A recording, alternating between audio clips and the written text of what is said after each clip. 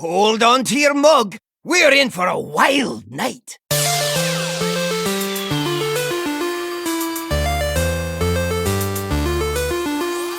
Greeting, traveler.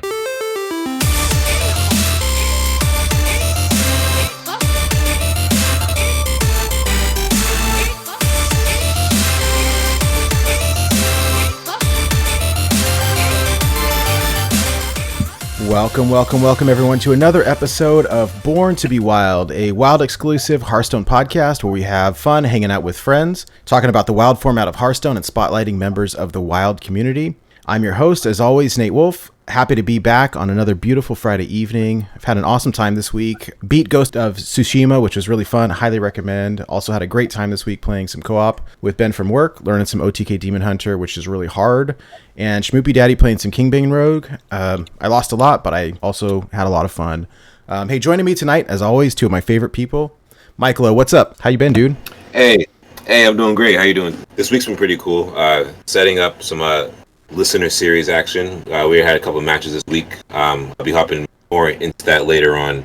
And I'm really excited for this show. I'm really excited that we get to kick off our Black History Month with a very special guest tonight. This whole month's going to be great, but I'm excited for it. It's been a great week. Absolutely. I'm feeling great. How you feeling? I'm feeling really good. I'm stoked for this month, too. I think it's really cool what we're doing, and I'm stoked for our guest tonight as well. For me, this week, I'm really just happy about the ladder, just getting all reset, new season in. So I've been just ranking up evenly across the servers and just taking my time, having some fun. I actually had a crazy win streak yesterday. I went 13-2 when I played. So I played 15 games, only lost 2. So that was pretty cool. So can't complain about that. Other than that, I've been messing around with my VR thing. I've been playing Star Wars Squadrons. It's really sweet. Just like you are in the X-Wing, right? Like flying around and doing all the missions. Like it's nuts. I love that. But yeah, just stoked for the show tonight. How you feeling? So I'm really excited tonight, guys. Our special guest joining us tonight, Hearthstone player, gamer, streamer, Twitch affiliate, cybersecurity expert. Welcome to the show, BreadSticksGames. Thank you, guys. Thank you for welcoming me aboard. And I'll do what I always do when somebody says that. I'm not an expert. You're an expert compared to us, that's for sure. I'm not that arrogant. So, but that is my day-to-day job. Thank you for having me on today. I really appreciate the opportunity to be on the show. And Hearthstone legend. Yeah, multi-legend a couple times. So hopefully I can get back there this month. But yeah, I've been a watcher of you guys' show, like as many people out there have been. So it's always a pleasure to be a part of something that you partake of. Awesome, I appreciate that. It's good to hear it. Hey, so tell us a little bit about yourself. Who is BreadSticksGames? What is your origin story? Where do you come from? And tell us about yourself, as much or as little as you feel like sharing. But help us get to know you a little better. Well, the funny thing is how I ended up streaming and on Twitter wasn't because I had a goal to be a streamer for myself. A young lady who I'm connected with via another game that I enjoy called Brawl Stars, which is a Supercell game. Came out about 2 years ago, and I happened to bump into her while she was playing and she was streaming. And so I ended up going to her stream because we played a game and I did well, and so she invited me back in and we played some more games. And then so I ended up becoming associated with her and becoming a part of her trying to build various kind of esports organizations. She had her own Discord servers. I modded for her on Twitch, and that's what got me started. And so as she started to get more into the social media aspects, to hype up her organizations and the things that she was doing, I had to create a Twitter account, which I didn't have one at the time. So my Twitter account is literally, it's literally only a couple years old. And so that's how I got into it. And so, she unfortunately kind of, bounced back and forth between different organizations and different things that she was trying to do. And so, be in and out helping her at various points in time. But then my Twitter kind of took a personality of its own, and I just started kind of building it up. And now I just crossed the 300 follower mark, I think last month. Nice. So, congrats. Yeah, cool. Thank you. So now, we just crossed that mark. And I post a lot of stuff from various different games that I like to play, but also do a lot of kind of social work there, where I Yes. retweet various social issues, people trying to get donations for different causes. I try to do my own charity streams when I can. So I try to use the platform of gaming as a way to connect to other people and other organizations and other groups out there, other communities, because when you're out there and people can see you, so to speak, it's an opportunity to connect and do more. So I really do pride myself on trying to do that as much as I can. I like that That's really nice. philosophy. I think you kind of touched on something, and I know, we got feedback that people don't like talking about politics, but I think that when we have a platform, it sort of obligates you in some regards to, like, you talk about important things. I don't know, like, Yeah, if you totally if you have a agree. platform and you don't use it, then aren't you part of the problem? I mean, Yes. I don't know. Yeah, I fully understand, because there are a lot of people out there, other gamers that I'm connected with. I don't want to use anybody's name because I don't want to make it seem like I'm targeting them or anything like that. Because how people take things out of context at times. But I've spoken with other streamers, other people in the game community, and they don't want to use their accounts to have political or social oriented stuff on it. And I understand that. I get it. Like, completely understand it. But they also appreciate that mine is there, and so they're able to kind of graft off and see what I'm doing and use that as an opportunity to kind of stay informed or stay connected to things or contribute Yeah. or do certain things. So, I've contemplated kind of splitting that off. Like, I started another Twitter, and I've contemplated kind of splitting that off and putting the more political and social oriented things on that Twitter. But at the same time, some people have told me over the course of the last year, like, part of the reason why they like following me is for the takes. So, so it's like, if I Mhm. split that off, I'm kind of Yeah. cleaving off part of my own personality and part of what makes the Breadsticks Games Twitter account what it is. So There's also something to be said for doing what you want to do too, right? So you can't always let other people dictate what you want to do. So if it's something that you enjoy, so be it. yeah, exactly, and that's the kind of the thing, like, with anything that you endeavor to do, is really kind of getting the joy out of it, for the amount of energy and time and effort that you put into it, right? Yeah. Because why else do it? We were talking before the show started about kind of about my background and how I got into IT about 6 years ago, and I can remember moving down here to Maryland where I'm at, and our apartment was like empty, practically empty. We didn't come with too many things with us. You could Mhm. talk and you could hear the echoes in the apartment. And it took a few years. My first job, I was working 12-hour shifts, in a security operations center. And, and it's just like not seeing your kids that often and putting all this time and effort. And you come home and you're like, geez, I wish I had some more furniture. I wish my apartment wasn't so barren. Um, A lazy boy know. would be great about now. yeah, Recliner and or something. but it was sacrifices, because unfortunately where we lived at the time before we moved, the schools were not that great, and the area was dangerous. It was kind of violent. And when I was a kid, my parents had did something similar. We lived in a similar environment, and when I was about 11 and a half, almost 12, they moved. And it was to try to create a better opportunity for myself and my younger brother. And the economic collapse of 2008 did a number on a lot of people, and it made it hard to find opportunities. So coming into 2013, 2014, I, like many other people, was still suffering, still trying to find opportunities. I had I graduated college, I got my bachelor's degree at the age of 33 years old. It wasn't like I got out of high school, went straight to college, everything was good. Like, that didn't happen. I had the long road to grandma's house, and then the collapse happened in 2008, and it's like, geez, like, what do you do? For reference, you guys talk about the games I play. Like, I came up in games playing Magic the Gathering back in the early 90s, all the way through about 2010, where things got bad and I had to sell some of my collection that I accumulated over Damn. time, because things were just so bad. Yeah, that's a shame. Yeah. How And you it's, said? Sorry to interrupt. You said early '90s, so you're like OG Magic the Gathering. oh yeah. I started right around the time they had just stopped printing revised. For you guys, it used to be called third edition, and then going into fourth edition, Fallen Empire, so on and so forth. And then I went into the Navy in my early 20s, and I was stationed in Pensacola, Florida for my first technical school to learn my first job, which was in aviation electronics. Ended up switching out of that before I got too far into it. But at the time, revised dual lands, for you guys who are familiar with Magic the Gathering, were still going for like $12 a piece. And I scooped up like every one that I could.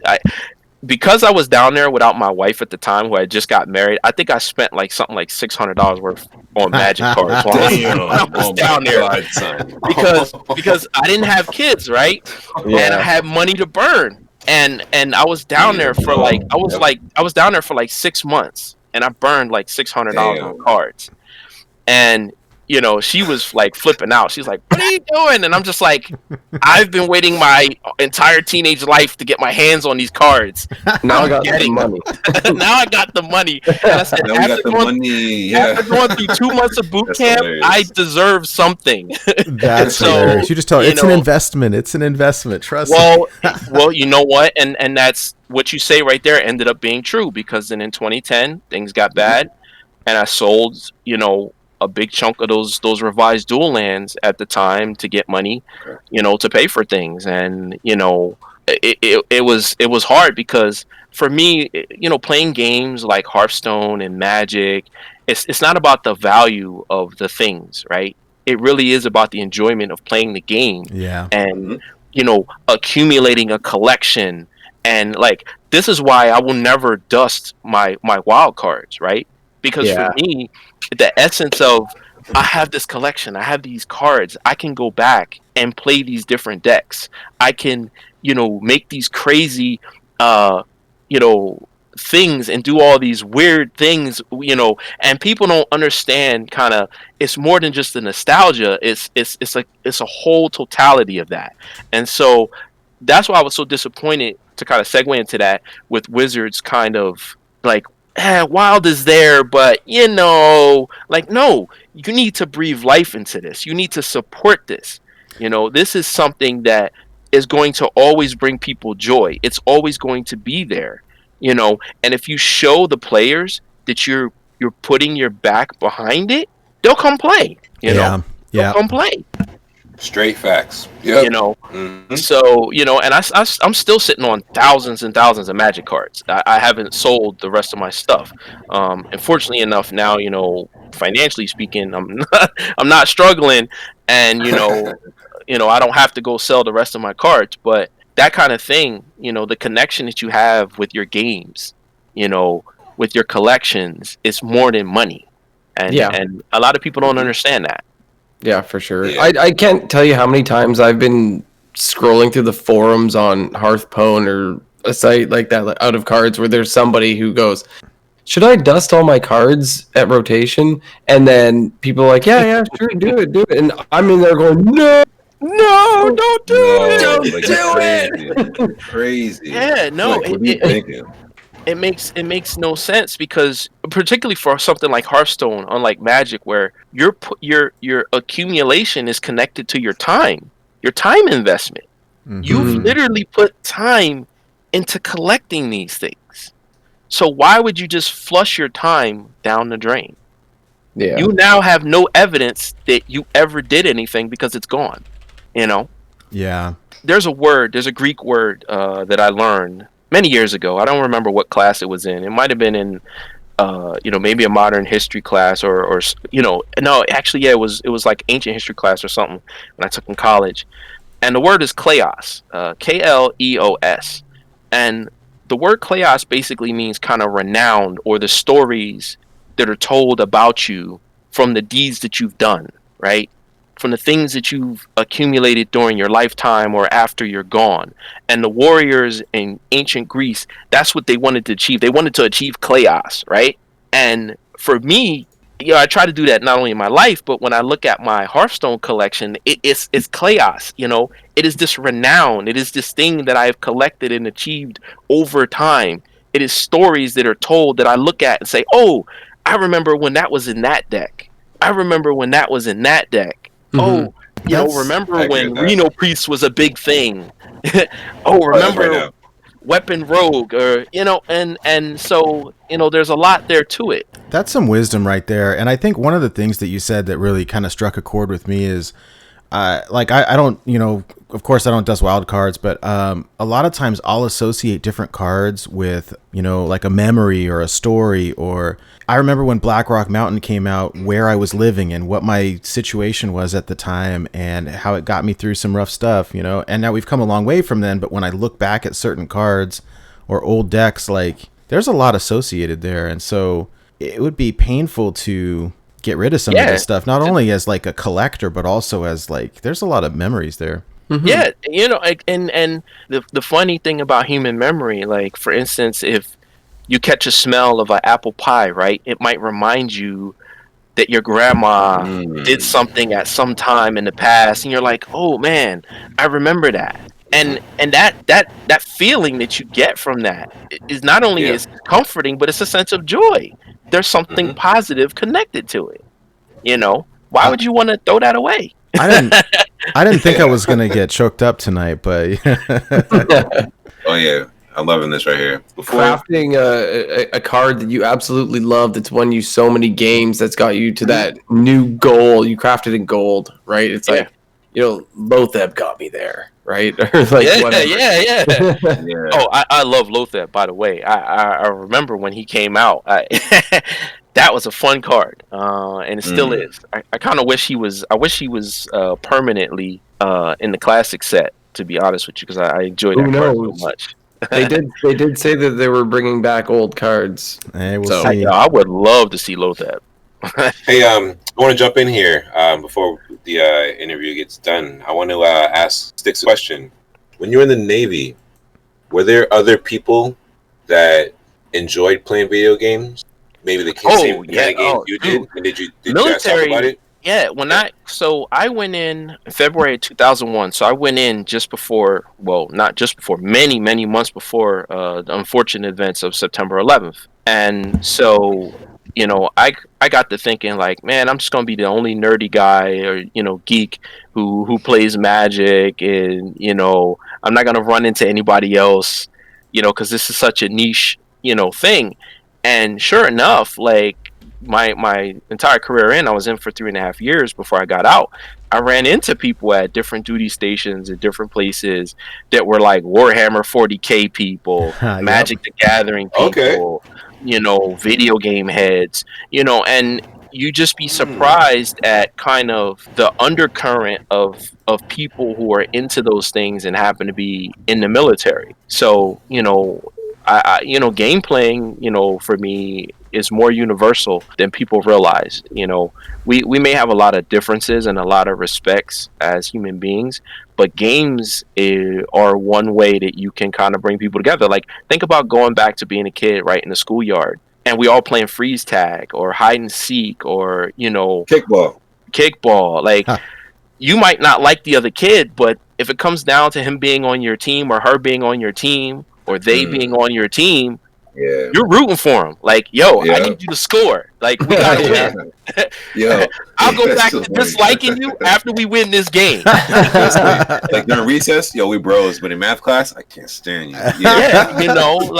And I've always been a competitive guy because like I said, where I grew up was not, not the nicest city until we moved. So my parents, they bust their humps to put me in parochial school, and I went there until 5th grade until we moved.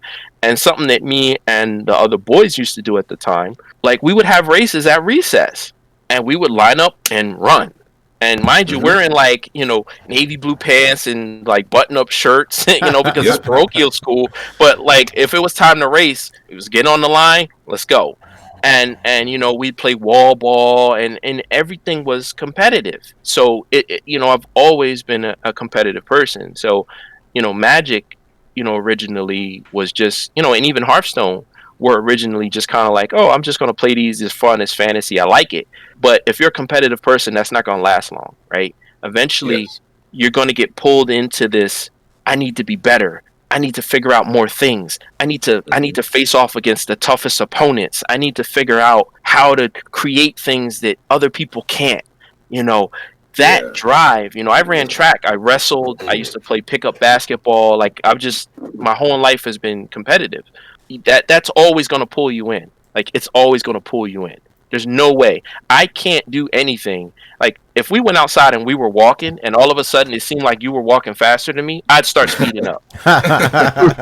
Like, it's a race now? Let's go. Yeah. You know, so, that is at the heart of it. But I also want to stress, because a lot of people, for you guys who played Magic out there, watching, or you people on the call, I also want to stress that being competitive and enjoying competitiveness doesn't mean being a jerk, right? Yes. Yeah. I could say, and shout out to Storm Fever if he happens to be watching. There was a question on Twitter about, well, what's fun for you, in Hearthstone? And he said winning. And I wholeheartedly agree with that. Like winning, like, don't get me wrong. I can lose and not necessarily be unhappy, but losing's not fun. Let's be clear. Losing is not fun. Losing is the antithesis of fun. Winning is fun. Winning is always going to be fun. I don't care how you win. I don't care how you win. Winning is going to be fun. Losing is not fun. But you have to know how to go about being a graceful loser, being able to learn from your losses, and being humble and being able to say, all right, you know what? I lost that match. Why did I lose? Was it something that I just couldn't do anything about? Or is there something that I could improve upon to make myself better so that the next time that doesn't happen? Or was it a combination of both? Because sometimes the cards just don't go your way and you lose. Like, let's be clear. Especially with a game like Hearthstone, which the variance is even worse than Magic. Sometimes there's just nothing you can do, and you'll lose. Right. And then other times, and I learned this coming up playing competitive Magic, and you guys are going to have, Pizza on in a few weeks, who he and I have a background because we met playing Magic the Gathering. And, cool. Yeah, and so I go way back with him, like probably more than a decade now at this point, since I've known him. And, one thing that you learn in competitive Magic is you always need to blame yourself first before you blame anything else. So when I lose a game of Hearthstone, the first thing I'm doing is, what did I do wrong? Is there anything that I could have done to improve my chances of winning that game? Now, if you're someone who maybe has low self-esteem or low confidence, you got to be very careful with that mindset, because you can trash yourself unnecessarily. And you need to be able to draw a line between, okay, there's something that I could have done better, but that doesn't necessarily make me a bad player or a bad person. This isn't a referendum on my character. There's a very thin line there that you have to be careful not to cross. And with Hearthstone in particular, it's sometimes very difficult to tell the difference between where you screwed up and where variance just got you.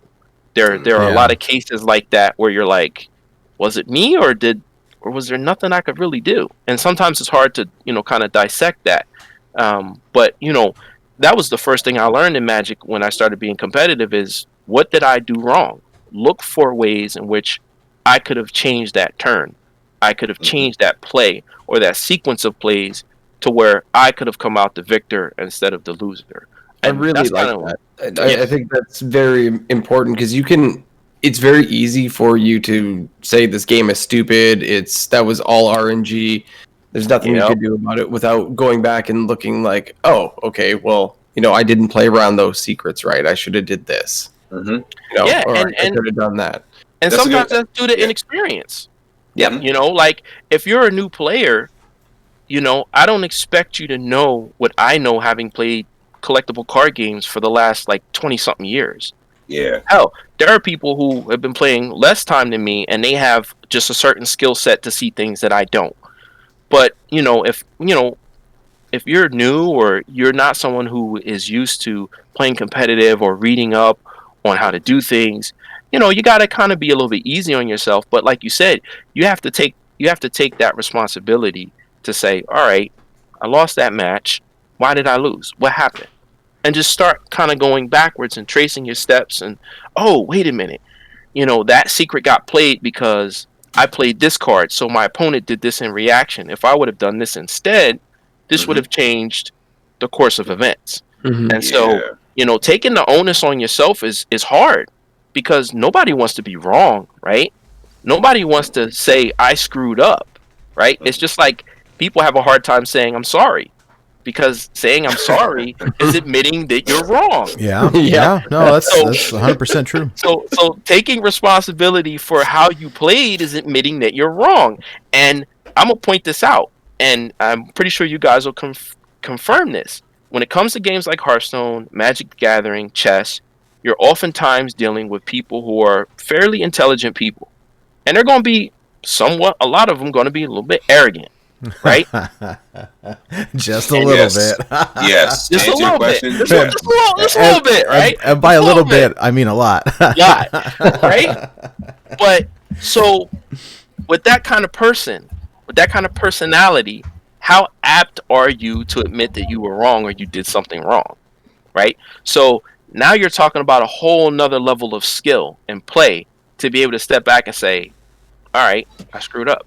Yeah. I got to do better next time. Something that I've heard Blister guys say many times is, hey, you got to respect your opponent. And I think that there's really some truth to that. And it kind of goes hand in hand with what you're saying. So, especially now the way the ladder works, right? Like you're supposed to be playing you're not stomping on somebody who hasn't played the game before. You're matched up against somebody with the same star bonus as you. Yeah, so. And it makes things more difficult, and you have to be more humble. I did martial arts at various points in time in my life, and it kind of connects to to playing games. Never underestimate your opponent, right? Mm-hmm. Bruce Lee was a big fan of saying that, and I'm a huge Bruce Lee fan. The minute you think you know everything is when you've screwed up. Because now you've closed yourself off from ever intaking any new information. Yeah. And and so you always have to be aware of where you are and saying, okay, from a skill perspective, this is where I'm at and this is where I want to get. That's why I respect, somebody like Pizza because he's always trying to still get better, right? Yes. I mean, this guy, like I said, people don't know because, like I said, I played Magic. I seen him coming up. People just don't understand how skilled he really is. Like, he just chills and he streams and everything. But this is a guy who, if he wanted to compete on the Masters Tour, he'd be crushing it. Oh, that's awesome. He's just that good. And I remember actually one time he and I were at a tournament, and we ended up having to play each other. And so, it wasn't going that well for me that day. And, in Magic, it's kind of understood that sometimes you take it on the chin and you take the concession because somebody else has a better shot than you that day. And, so I was like, we came in, we played I think we played one out of the best of three. And it was just like, dude, I ain't got it today. So I'm just going to concede and, you go crush it in top 8. You know what I mean? Because you respect your opponents, you respect their skill, you respect where they are that day and where you are that day, and if you just don't have it, you don't have it.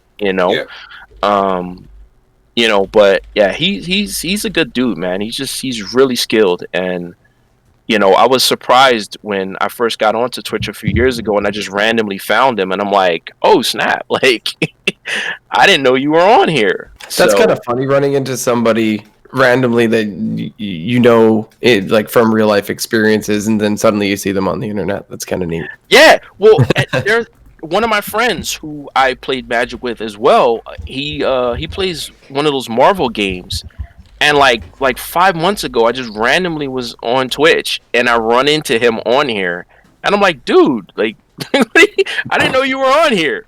So Twitch is really funny that way, Yeah, it can.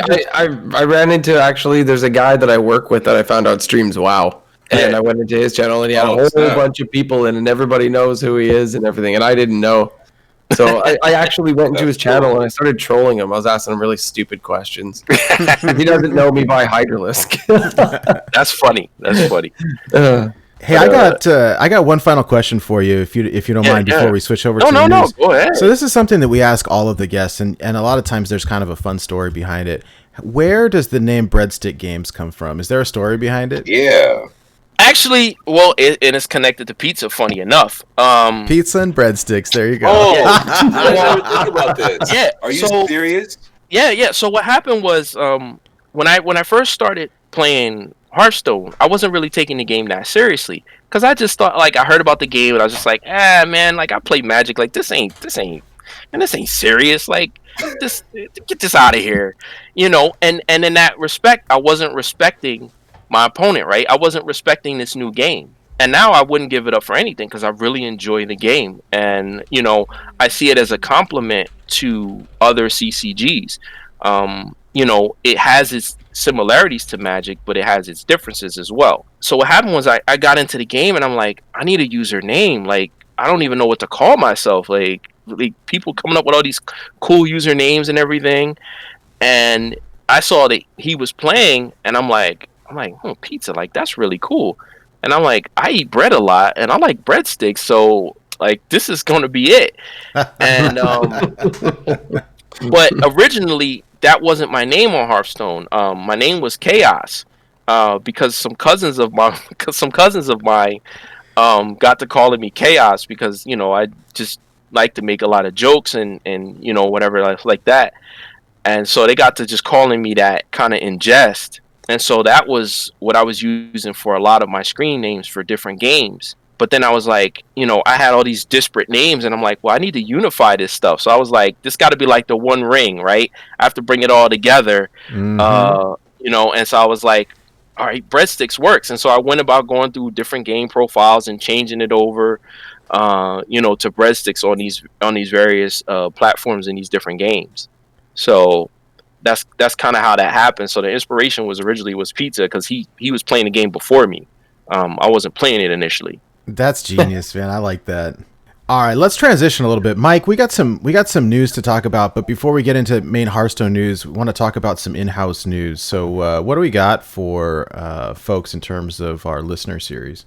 Yeah, I just want to say real quick, BreadSticks, that's a cool story. As long as I've known you, talked to you, I never thought to ask you that or Yeah. That's so genius. So, for a listener series, so we're in week 1. We got about 3 matches done right now. Right now, first place, Labor Sangre, 3-0 sweep. He's not playing around. I got to watch his match, and he pretty much, I didn't think about this idea, but, he took, like, wild deck ideas and just ported it into the tournament. So, like, what I'm saying is, like, he brought a Res Priest, and he had a lot of gigantic mechs. And it was just really, yeah. It's just really crazy. Like, I think he had a mech row going over there. It was nuts. He won his match. Good. Labor Sangre?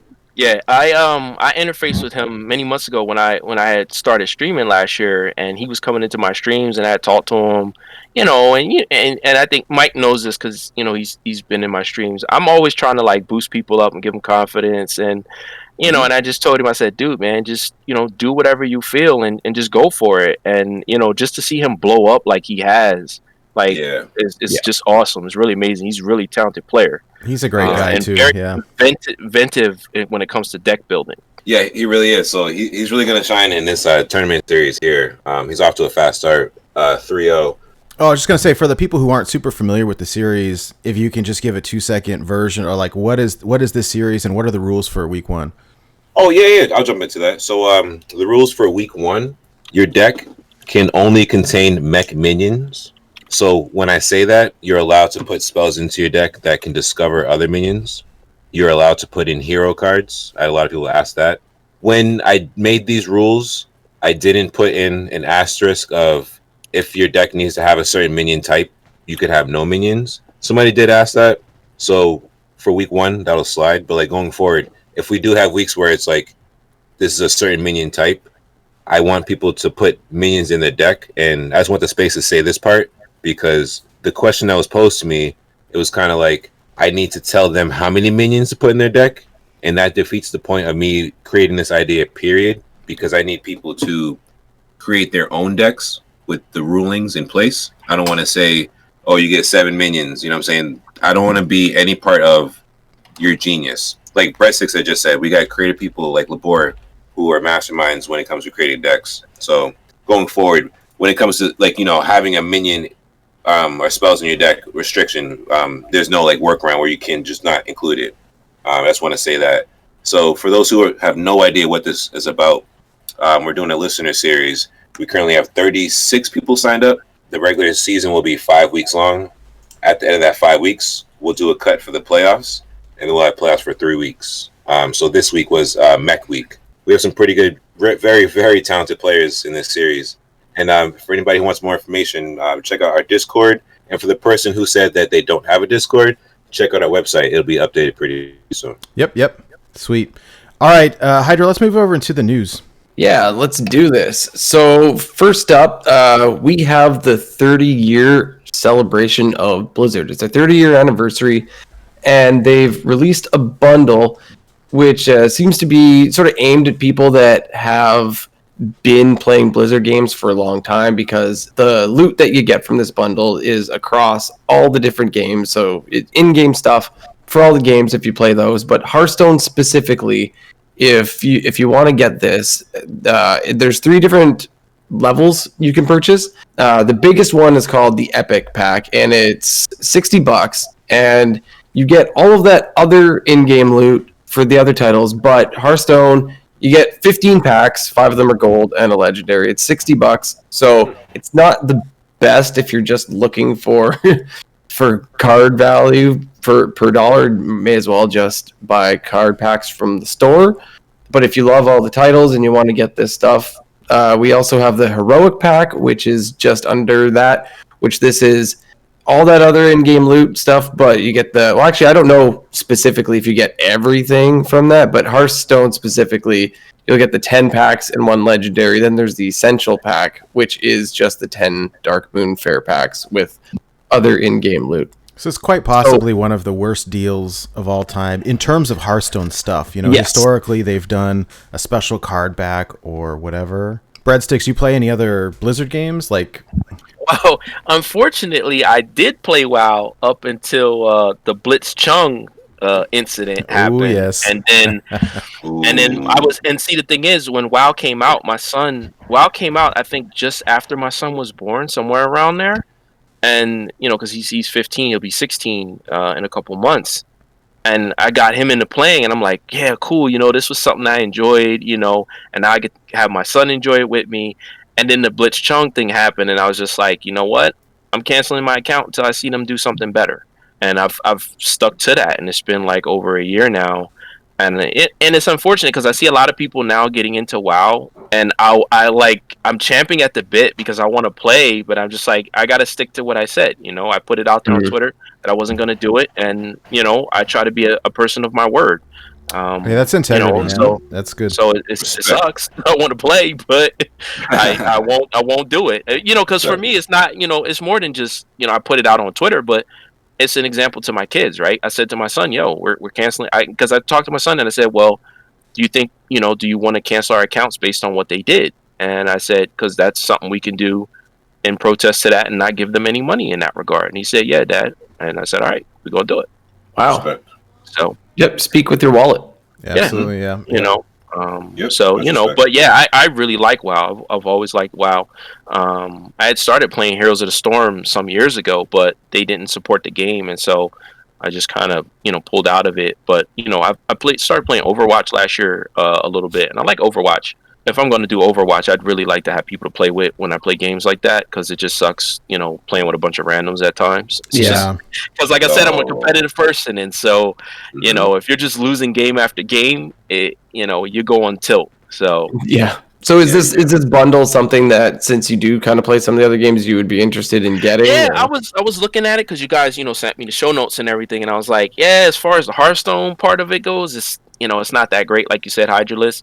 But if you're someone who kind of runs the gamut on these different Blizzard games, it's not a bad deal because you get all that other stuff. But, you know, if you're hoping like, hey, oh man, I'm gonna get the cool Hearthstone stuff, you're gonna be a little bit disappointed. So I got a question for you guys, because you guys have interviewed me. On that note of what you were just saying, Nate, because I was kind of expecting when they did the change and they put in the monthly pass that they were going to do something more like Riot did with Legends of Runeterra and just kind of open up the floodgates for getting cards and collectibles, more kind of in a free to play way, and then just charging players for cosmetics. You would hope. Yeah.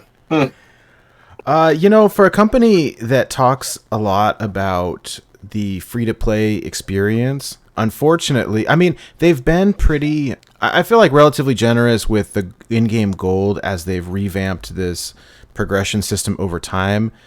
When it first started, it was a little bit broken, and they've made some modifications that now, I make a lot of gold now just playing games, like without really trying too hard. But at the same time, it's not super free to play friendly. I mean, we see people in our Discord all the time that are hungry for a couple packs because they can't build the decks that they want.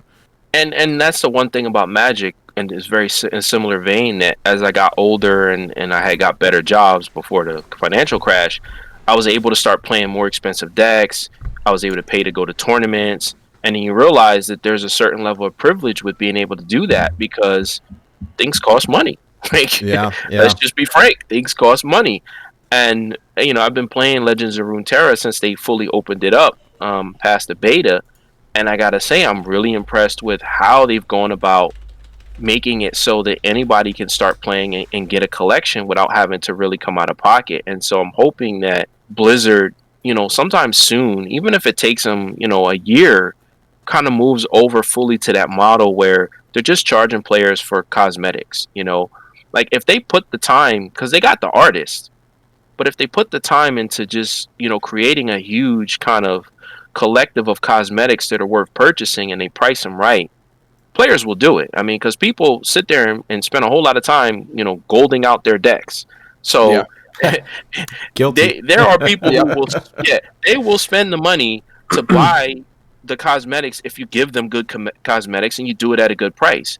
Because right now, I have almost every card in Legends of Runeterra, and the only thing that I actually bought, as far as cards go, was a starter deck that they had when the game first opened up. And I think that cost me like $10. Wow. That's the only thing, as far as cards go, that I bought. Everything else that I've created, the champions, followers that I need, has all been in-game currency that I've accumulated over time, or that I won through playing the different modes that they have. So, and they got a lot of cards. It's not a little bit. They've already released a few expansions. So I'm hoping Hearthstone goes that way. I will say I think that it's good for other competitive card games to to give Blizzard competition. Like the better Runeterra does, the better Eternal does, the better that Magic does, especially the digital ones. Like, give them a run for their money. Make them earn it. And they've come a long way. That's not to say they don't still have a long way to go. Yeah, with this new Battle Pass, it's in that direction. Because yes, if you want to have the bonus XP and the cosmetics, you have to purchase the Battle Pass because that is where the cosmetics come in. Yeah. And you can free to play it, and you could probably grind out 10,000 gold or whatever, so like 100 packs for the next expansion seems reasonable. I know I'm already around 8,000, something like that. Wow. What are you doing that I'm not doing? I'm just playing. I got about 8,000, and I'm not even I don't grind the game very hard, really. But I also didn't spend 2,000 gold on the mini set. I bought that with money. Yeah, I bought the mini set too, and I just got to 2,000 gold, but I think I spent something on trying out the other new mode. Maybe if you were doing duels, heroic duels, you'll be spending your money there. But you can definitely get a lot of cards free to play, but you're not getting the set. You're not going to get the set when it drops. It's not happening. Hey, let's move on to the next section here, or the next item we got. Yeah, so for the very first time, we are going to have BlizzCon being fully online. It was announced quite some time ago, but we have the dates. It's February 19th and 20th, and it's going to start at 2 p.m. Pacific time on Friday, February 19th. And I'm not sure, they didn't really call an end time as far as I know for the evening, but it will continue the next day at noon Pacific time on Saturday. And so this is completely free. Like in the past, you could have gotten your virtual ticket to watch this event, but now it's going to be completely free. So if anybody wants to tune in on the 19th and 20th, BlizzCon is 100% free. Not just your opening ceremony. You can watch it all. So that's going to be really, really neat. And I'm definitely going to be tuning in, except for the fact that I'm going to be working on the Friday and then doing the show, but I'm sure you'll be able to catch up. There's going to be VODs and stuff. And then there's Saturday for anybody not working on Saturday. So that'll be really cool. BreadSticks, are you going to be tuning in for this? Yeah, actually I am, because I've never been to BlizzCon. And, obviously a lot for logistics reasons, because it's all the way out on the West Coast and paying for a ticket and, all those things. And so for me, this is a good chance to finally see what all of the, rah-rah is about, over the many years that people have talked about BlizzCon, because usually what happens is BlizzCon happens and then, we get a few key, notes of certain things that happen that we either get happy about or we get mad about.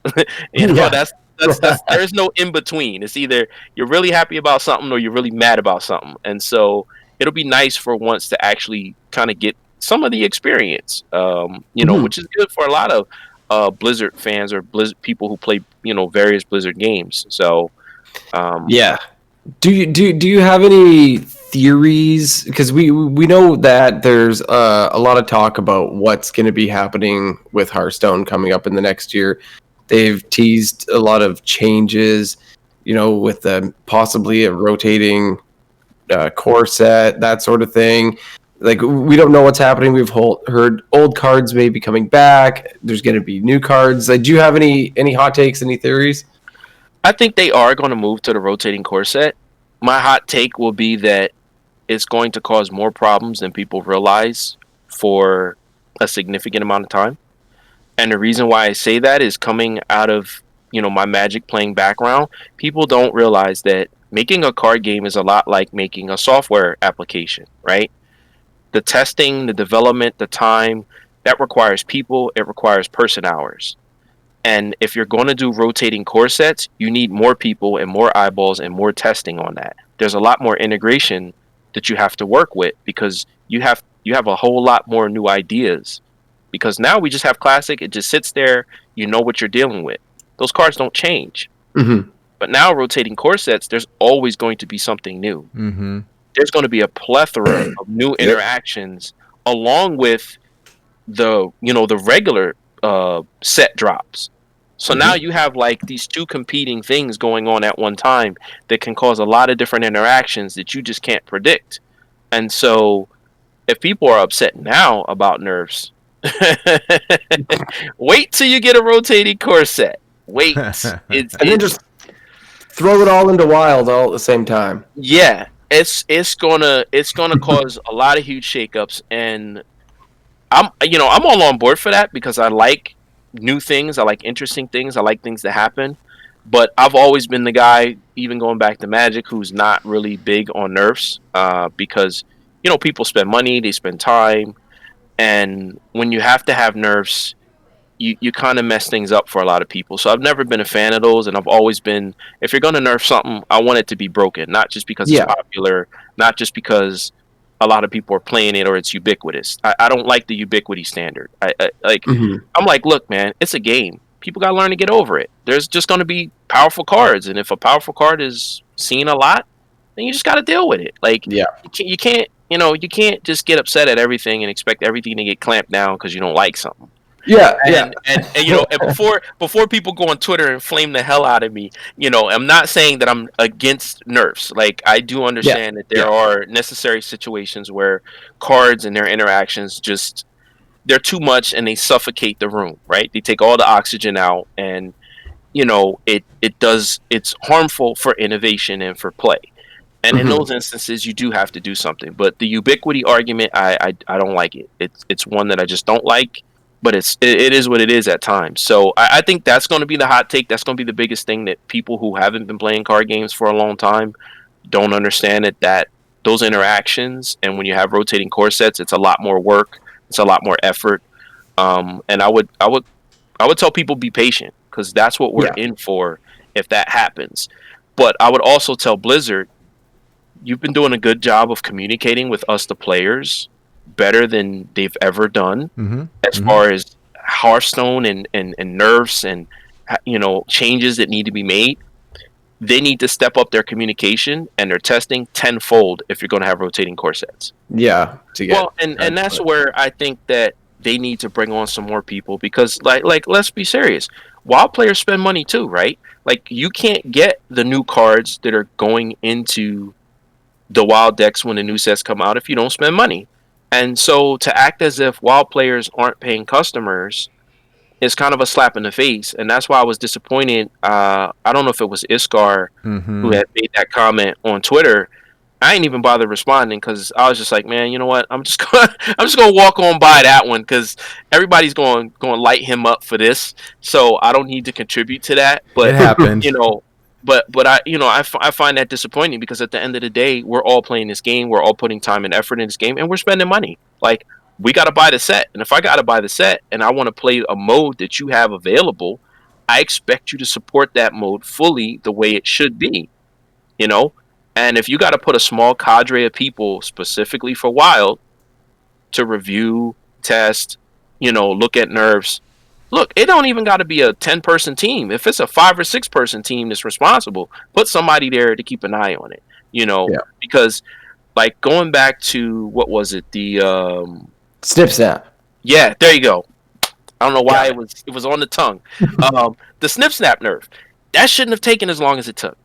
There's no excuse for that, And, they got to be able to own up to those things when we call them out.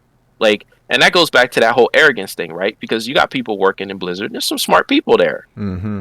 But you got to humble yourself and realize, hey, you know what? We're not going to catch everything. We're not going to see everything. And the players are a lot of smart people too. And if they point something out to us, we need to do our due diligence, examine it, and let them know, all right, hey guys, you know what? You brought this to our attention. We didn't catch it. We're on top of it, and we'll let you know as things develop. Like, that's not that hard, man. I will say they're getting better, but there's always they are. room And for that's the thing, giving credit where credit's due. And I'm not one of those people who's going to go on Twitter and just like light the devs up like I don't have any sense. Like, there's a lot of adults playing this game, and they need to act like adults. Like, come on, guys. Like, there's no reason to be attacking the devs, calling them names, cursing them out. Like, I get being upset because you put time, effort, and money into this thing, and there's a connection there. But at the same time, you got to respect people. You have to understand that people are doing a job, and sometimes that job is not always as easy as we think it is. Like I said, I work with a dev team. I've seen them make mistakes. I've seen them mess things up or not get things out on time. And, I'm empathetic to devs because I see that every day. Yeah. It doesn't cost you anything. Nate, are you gonna be checking out BlizzCon on the weekend coming up? Oh yeah. Always. Yeah. Oh, I'll watch it. I've got the virtual ticket for the past couple years. I've never gone in person. Honestly, I'm not sure. Maybe one of these days, be fun to meet some people in real life. But I kind of like to watch from the comfort of my couch. Honestly, I look forward to the Hearthstone reveals. I like the cosplay contest. I like Diablo. So I'll be interested to see. Mike, you got any theories and that's going to be announced coming up for BlizzCon? Any hot takes? My hot take is we're going back to Ungoro or some kind of League of Explorers round 2. One of those two. That's my hot take. It's got to be one of those. It ain't got to be, but I want it to be. You know what I'm saying? I'd be hyped for that. But I'm check me out. I'm treating this weekend like NBA All-Star weekend. Like, I'll hop in when it's like Hearthstone day or time, like the All-Star Slam Dunk, you know what I'm saying? And then I'm out. Slam Dunk contest. I'm not really trying to watch the whole weekend. 3-point contest. Like, there's no way it could be as easy as, like, it looks like it's a League of Explorers thing. Like, they just did it twice, right? Like, yo, hey, time out. We're talking about a game that has about 78 Mage skins. There's like 4 Reno cards. There's 3 Cthulhu cards. Come on, dog. Come on. I mean, that might be a little bit of an exaggeration, but That's hilarious. Okay, we need to move on with some of this news. Yeah, speaking of skins. Yeah. So the Anduin Book of Heroes is out, so you can grab this one. This is the SI Anduin. So if you're sick of your Anduin portrait, you can always grab this. I actually think it's pretty neat, and I'm not the biggest priest fan in general. So, well, Anduin in general, don't really like the guy. So I rather play this. People have been calling it Stabduin, which I think Stabduin. I actually like that. I actually like that. I've been playing on EU. I picked the level 50 Anduin hero skin because I just don't like the regular Anduin, so I wanted to pick something else. And I believe it was on Squelch. They've been calling it Matt Damon Anduin. Apparently, Anduin is doing his Matt Damon impression on that skin, so I'm going to have to go back and look and see if that's actually a thing or not. But if you want to grab this, you can pick it up. It comes with the skin, and then you get the 5 priest packs, and it's $10 US if you want to grab it. It comes out on Monday, February 8th. Is that true? No, I'm sorry. It's already out. I think it's only available. It's only available until Monday. Available through. Oh, so you only have a couple days to grab it then, if you don't have it already. So anybody that wants to jump on that, here's my quick hot take. Right, we all wanted a rogue skin, so they gave us one in the form of priest. Just Damn, son. They're trolling us. Damn. But I like priest. I mean, I know I'm in the minority in that opinion because everybody seems to hate priest. But I'm not feeling this skin. I just. Yo, this is a rogue. Big daggers. He's got a mask on. Like, come on, man. Yeah, I don't like it. I like the mask. That's safety. So this, I don't know. Have any of you guys played? So his Book of Heroes came out, right? So the solo content is out. You can play through it. One of the matches, you're dressed like this. So no spoilers if you haven't played it, but it's for a reason. Yeah. So have you guys played it? I haven't yet. But the artwork, I'm just kind of. He's got really giant hands. Yeah, like what is up with those? Growing up, they would call those pork chop grabbers. You need to go to the hospital. Something is wrong. The term is what they would call those when I was growing up. Like swollen. Damn, we got some meat claws, bro. Holy shit. Yo, I didn't notice that. What is like that looks like that's a pituitary gland issue. You know what I mean? Like, what's going on here, bro? We had a guy at work who's actually off for a while because this happened to him. His hand grew to twice the size of his human hand. It was crazy. So, Anduin, you better go to the doctor or use one of those healing spells you got on. You restore 12 health to yourself. Yeah, he's good. That's hilarious. All right. Yeah. So, also in news, if you don't have this card back, the Love is in the Air card back is back in the store. So if you want to grab this, you didn't pick it up. I believe this came out in 2016 during the Valentine's Day season. It was in January 2016, so that you could. That long ago? Isn't that crazy? Time flies, man. 5 years. Yeah. I never used it. No, can I sell this? Can I sell this for $500? You'd like that though, wouldn't you? This goes back to our conversation earlier about the cosmetics, right? A card back for $3, like that's just a bit high. 500 gold, that's a premium price of gold for a card back. Like, 5 packs. I feel like they need to do a little bit better with this. Like that should be like $199. Yeah, maybe that might be a good point, and they would probably sell more. You shave $1 off. Yeah, $199. Mm-hmm. You know, if you started selling card backs at $199 and you start coming out with some fire card backs, I'd be chinging every month to get fire card backs. Yeah. But the caveat to that is, and I hope to God, if somebody out there, Ayala, Iskar, whoever is listening, say it. Mm-hmm. Please, for God's sakes, take the cards out of the side deck on the screen and put them flat so we can see the damn card backs. Oh my God! You give us card backs that we cannot see. That I makes know. no sense. Thank you. I've said that forever. Oh my god, thank you. When I first started playing Hearthstone, I immediately thought, why would I not be able to see the back of my deck? That makes no sense. Yo, talk heavy, please. Like, come on, guys. I know it's a heads up display, it's a graphical interface thing, and they probably gotta do a lot of coding to change it. But look, I'll be patient for that. It's worth it. If I could see my card backs, that would make me really happy. I'd buy more card backs if I could see my card back. Yeah. $1.99. I'm telling you guys right now, over on Team 5, you give me $1.99 card backs, fire card backs, and I can see them, I will buy them. The only time I get to enjoy it is if when I see my opponent has one I'm interested in. Yeah, Yo, exactly. Nate, we gotta do some work. We need that soundbite. That was the best soundbite I've heard in a long time. Yo, $1.99, give me some fire card backs. I'm there. Yo. We'll clip it. Yes. Bro, no, he's right, man. Like, it's so frustrating. I play on my tablet Pokemon TCG. I know Nate does. I'm not sure on what device, but I need to get into that.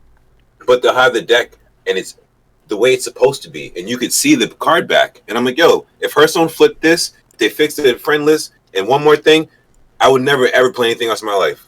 So let me shut up. I'll tell you what, as someone who has played physical TCGs, like, that is how you play. You put your cards face down on the table, and then when you draw, you take the one off the top, or however many off the top, and, like, that's how we play. I would never play Magic or Pokemon or any other card game for that matter. Like, I put them in sleeves. I would never have them sideways on the table. Yeah, ever. Ever. So if Hearthstone was like real cards, and you were sitting in front of your opponent, you could just kind of like move your head to the side of the board and see what's on the bottom of the deck. Oh, what's on the bottom? Okay, For real. what you guys Yo, a Magic tournament, and the judge walks over, and they're like, yo, yeah, like, what are you doing? Well, and that's why I never understood when I started playing. I'm like, why are the cards oriented like this? No one would do this in real life. This makes no sense. So if they ever make Hearthstone VR, they're gonna have to change it so you can't move your head over there. Well, also, if it's Hearthstone VR, right, you'd probably have the action of using your hand to pick up the card, wouldn't you?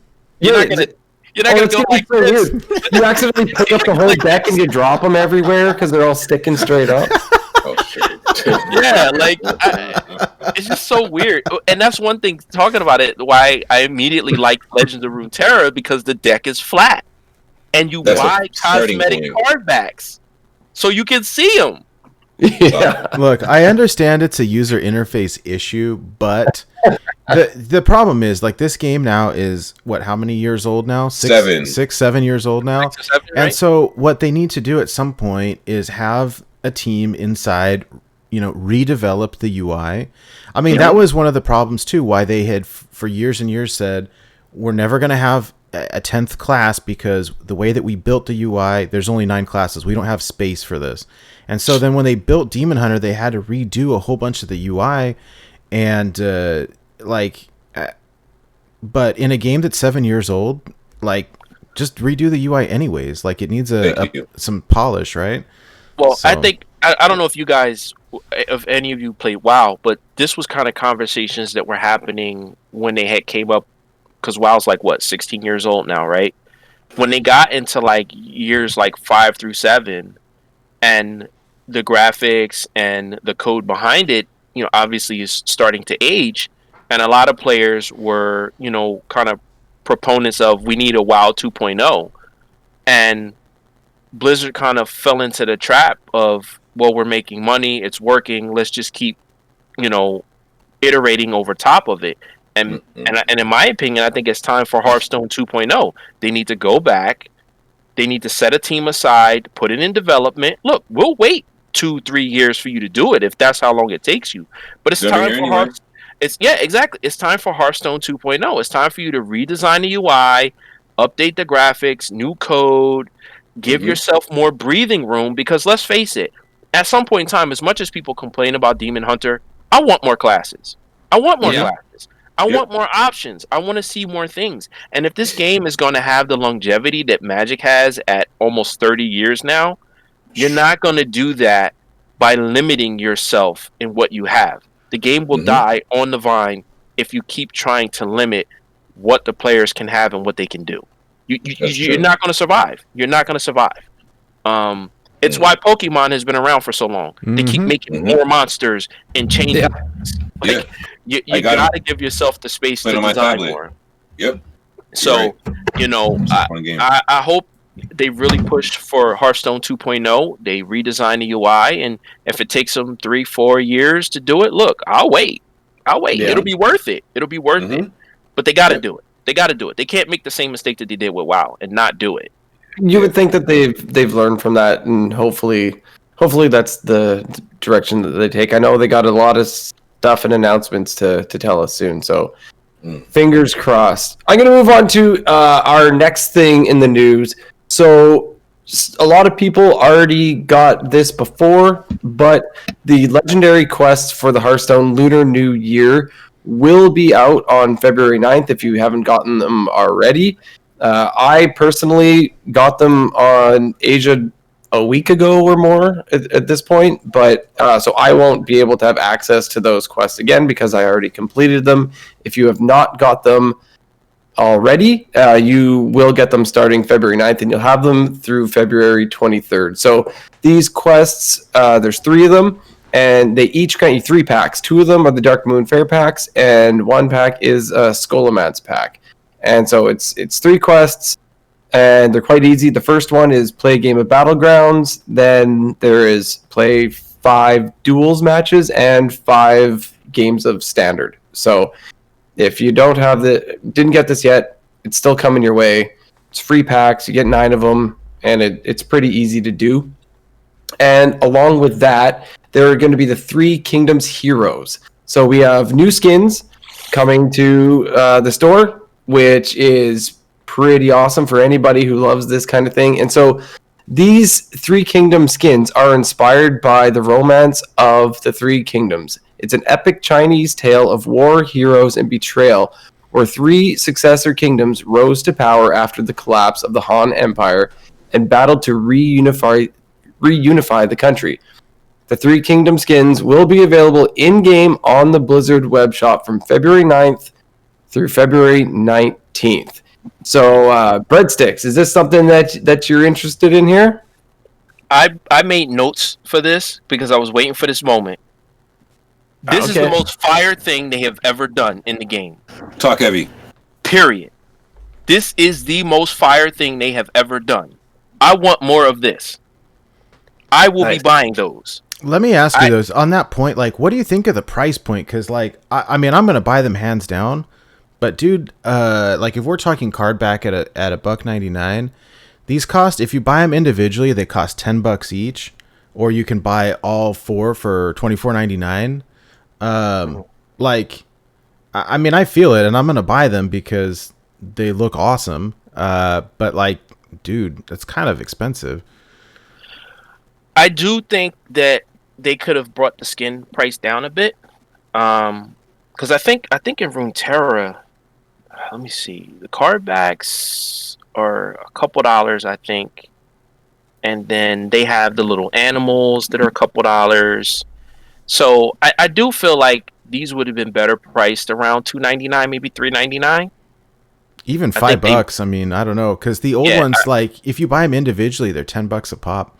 Yeah, $10 is, and that's been the going rate since they started releasing the extra skins, $9.99. Yeah, and I think that's a bit high. But what I'm wondering is, and this might be contributing to it, are they outsourcing this to individual artists, and it's not like in house, which could be pushing the price up a bit.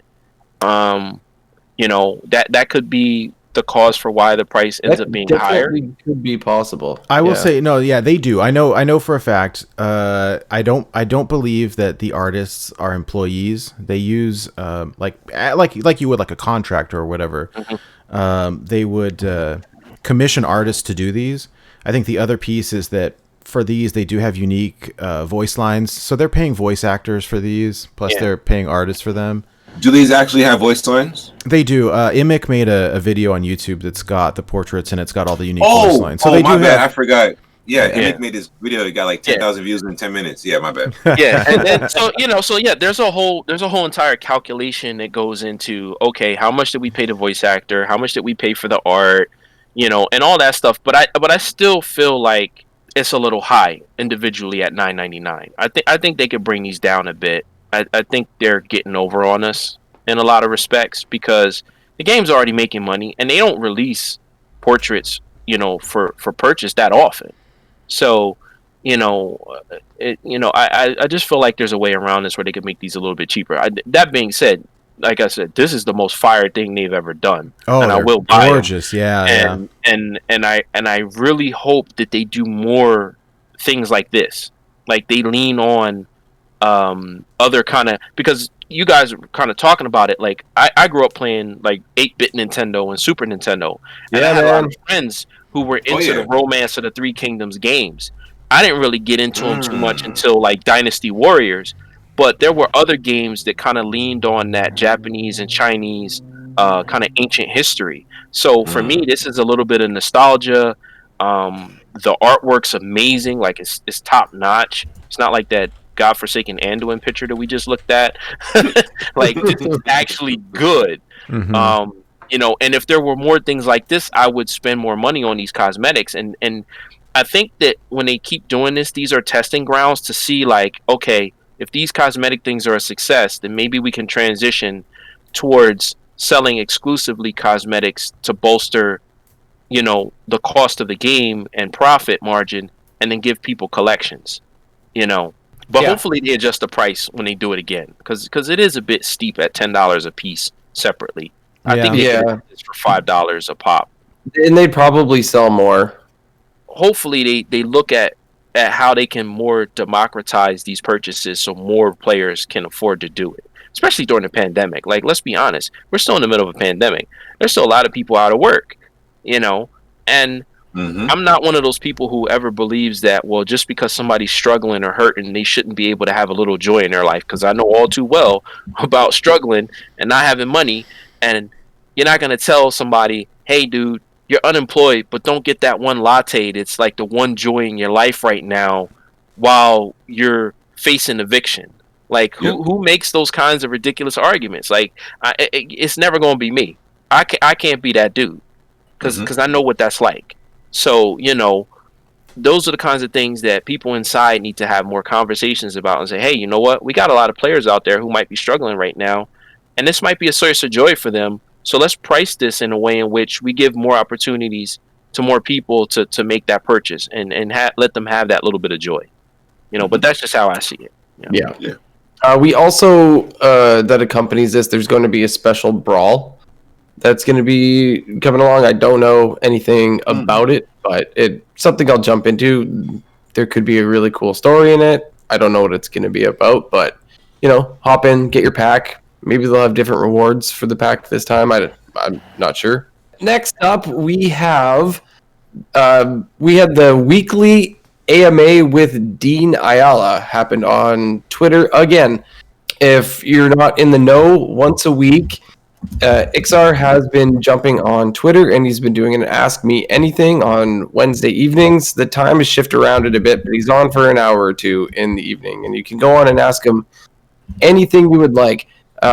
This isn't something that since the Wild Fiasco one, I haven't paid too much attention to the newer ones.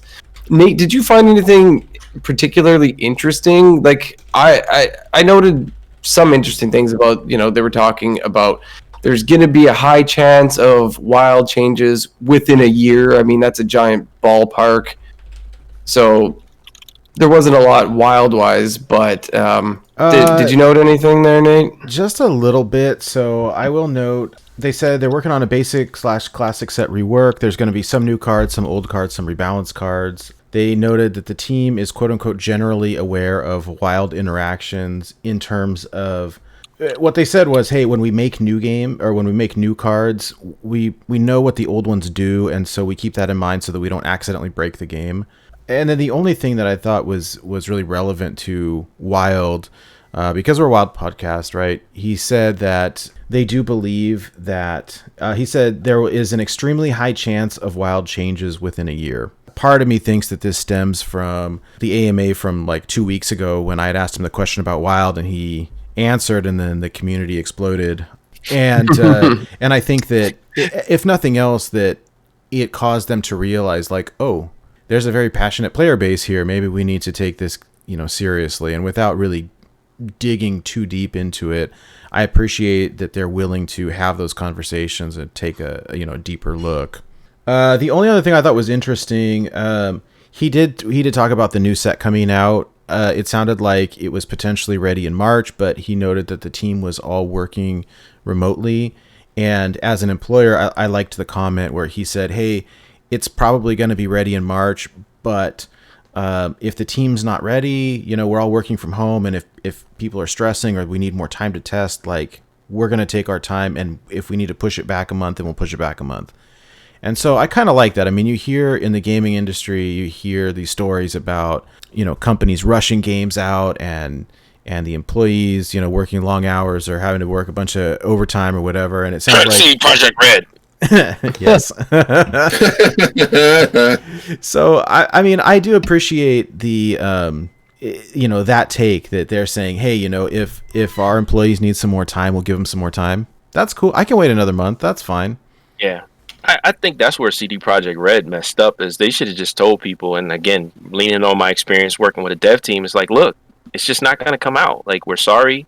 There are a lot of moving parts. Things are going on, and we can't do it. So I appreciate him doing that, and I think that kind of honesty, it builds you credibility with the playing community, right? Because now they know you're not just tossing them shade or feeding them a line, and he can come back in a month and say, hey, look, this is the update. We told you it might be a little bit more time. This is what's going on. We're still going to need more time. And we may not even be able to give you a definitive date for another couple months or what have you. And then we just wait, Yeah, no, you know what? I like mad respect for that, because, I mean, all the fans of Cyberpunk were quite disappointed with the release. And it's, like you said, if you just be honest with us, right? Like, if it's not going to happen on time, it's not going to happen. So, I mean, fair warning, hey, could take a little longer. I definitely appreciate that. And because I know when I tried to play Cyberpunk day one, it didn't work very well. Well, and going back to my real estate days, the first thing they taught us was never to overpromise and underdeliver. So I'd rather you come out and tell me, hey, you know what? We thought it was going to be a month, but it might be 6. So just hang tight, and we'll give you updates every 4 weeks where we are. I just rather you do that, and I just be patient and wait. But I think that everybody's kind of gotten to the instant gratification mindset, particularly with games, and they just don't realize how long this stuff takes. It takes a huge amount of time, man. Like, and you just got to learn to be patient, Yeah. But they got to be honest too. Like, you can't be lying to your players.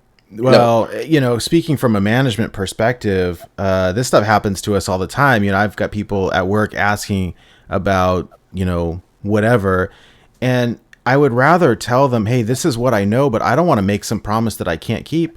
Let me tell you what I know, and I'll update you as we go, versus, like, I don't want to feed them a line and then be wrong because they'll call you on it. But at the same time, I think that, would you rather have it done correctly and done it, best and wait for a good product, or would you rather have it rushed?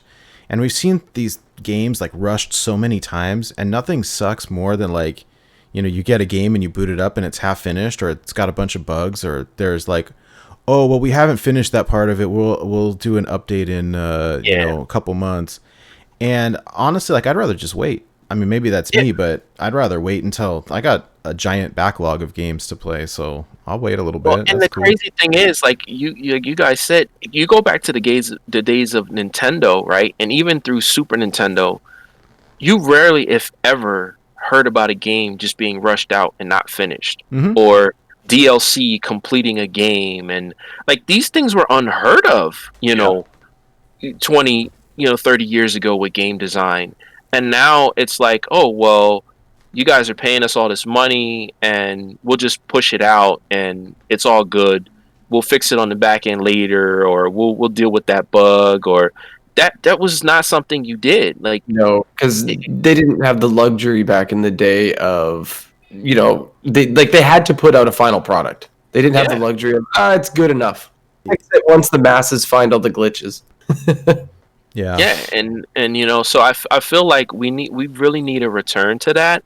And me personally, because like my son bought the Xbox version, and I was like, my mom got it for him as a present, and I told him, I said, "Are you gonna crack it open, or are you gonna send it back?" I said personally, you should send it back and get the PC version, because the way it's looking on console right now, like you don't want to do that. And he said, well, I'm gonna wait for the patches, and and I'll see what happens.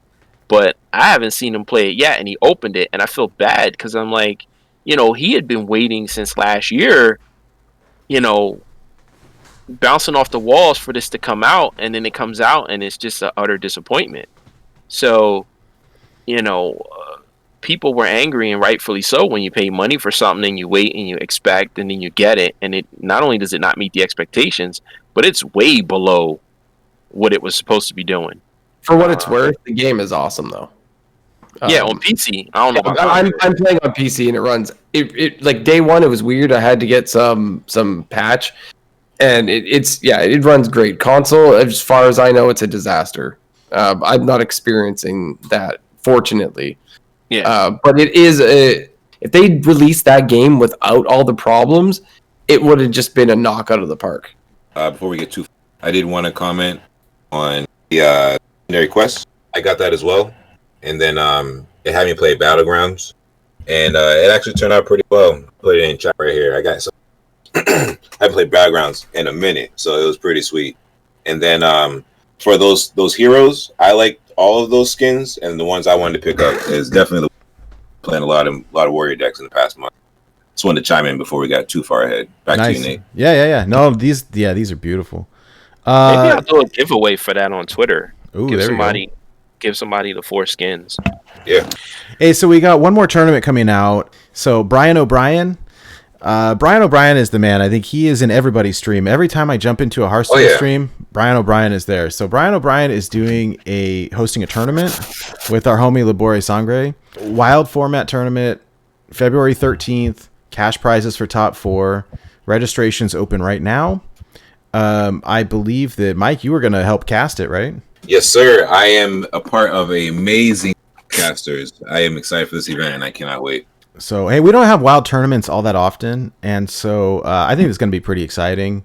We posted it in the Discord. For those of you who aren't in the Discord, I don't really know what to tell you. Jump on Twitter and follow Brian O'Brien or Labore, and you can see this. I'll post a link to it in the show notes so that you can pull it off of the website or the show notes and link to it that way. But I think what we've seen over the years is a lack of competitive wild Hearthstone, and so when there are tournaments, especially ones that have cash prizes, I don't know what the prizes are, but still, it's worth it to jump in. This is pretty cool, and I will say the wild community has been pretty great, and so this will be, I don't know, in my mind, this will be a lot of fun. You guys considering playing in this at all?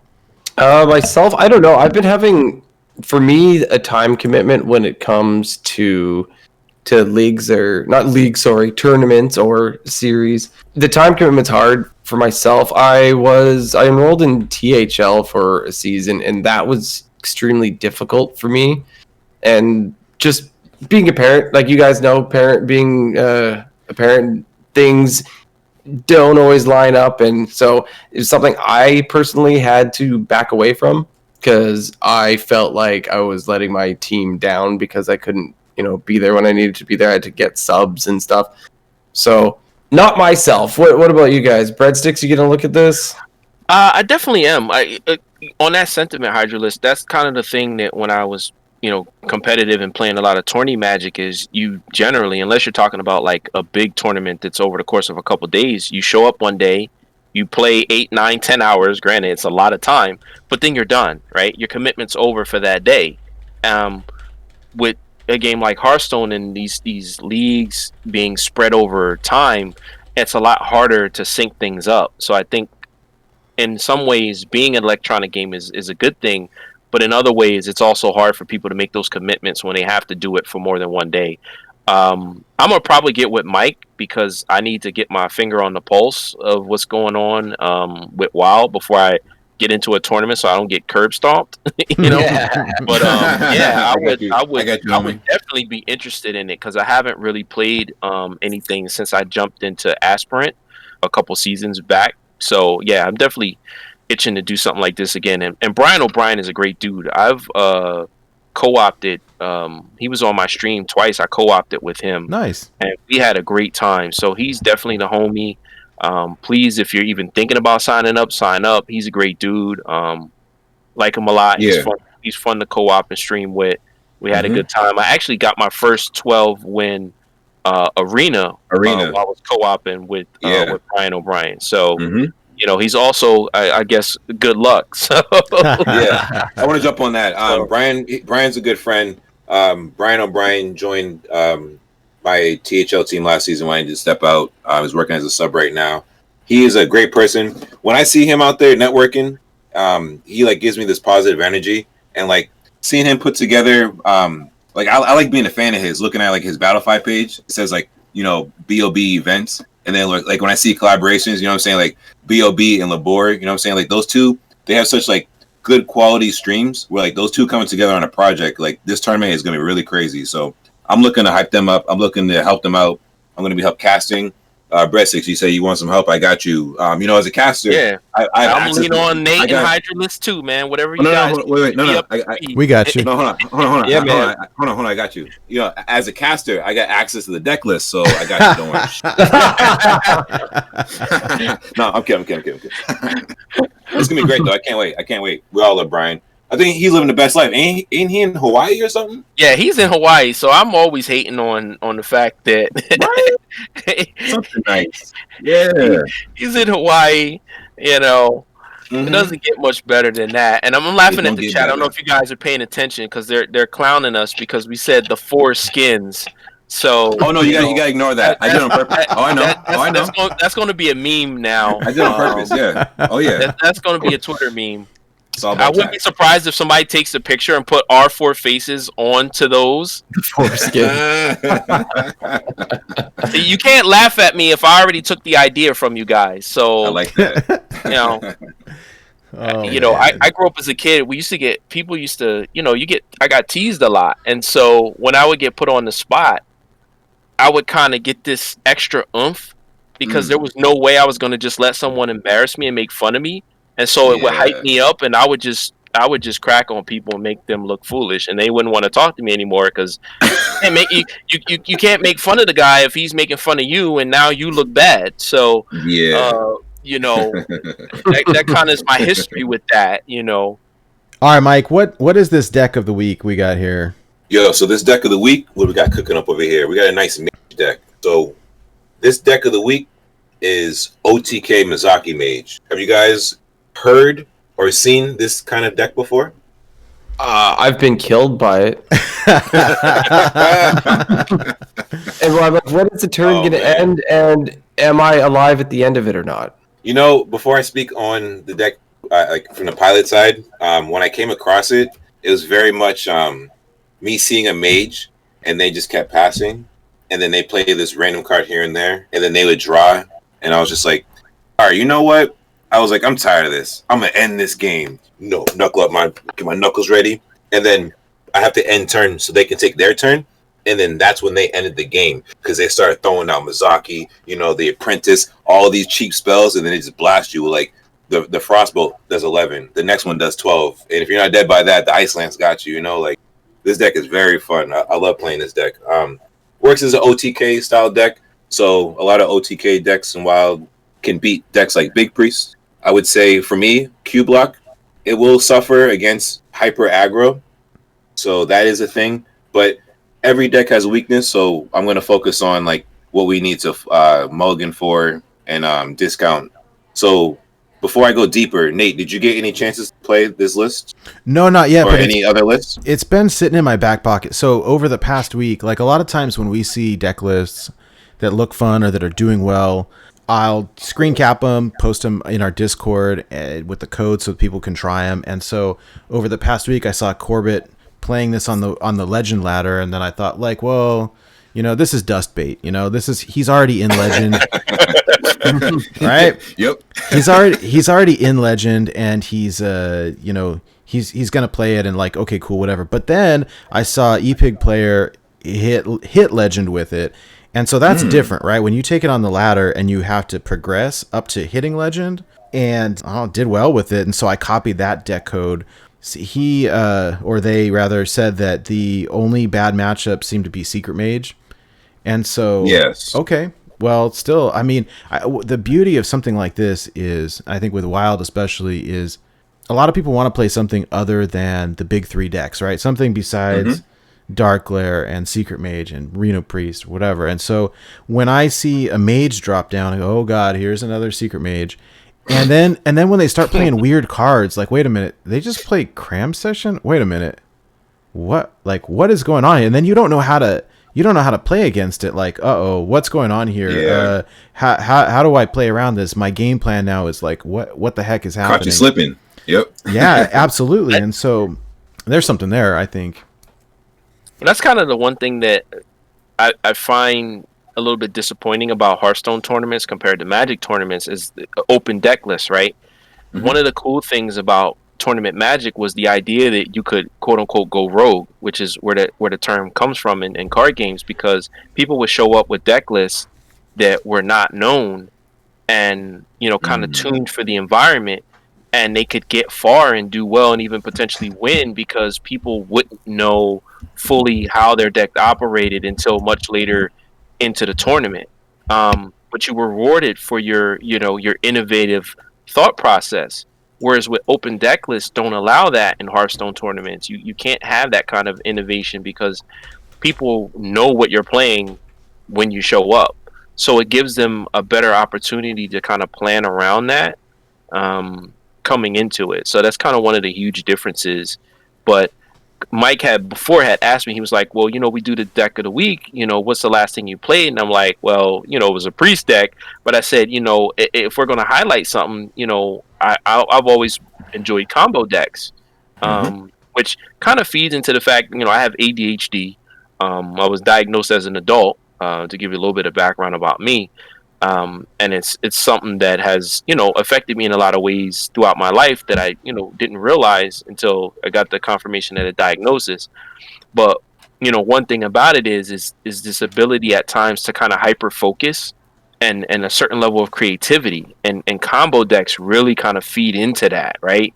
Because you can get into a routine and you can hyper focus and you're like, oh, and I do this, and I do this, and I do this, and it becomes like this, almost like an exercise routine for you, and you go through all these motions, you do these things, but it also kind of falls into something that was coined by a Magic article many years ago called the danger of cool things. If you guys really want to read up on something that'll improve your play, ignore the references to the Magic cards.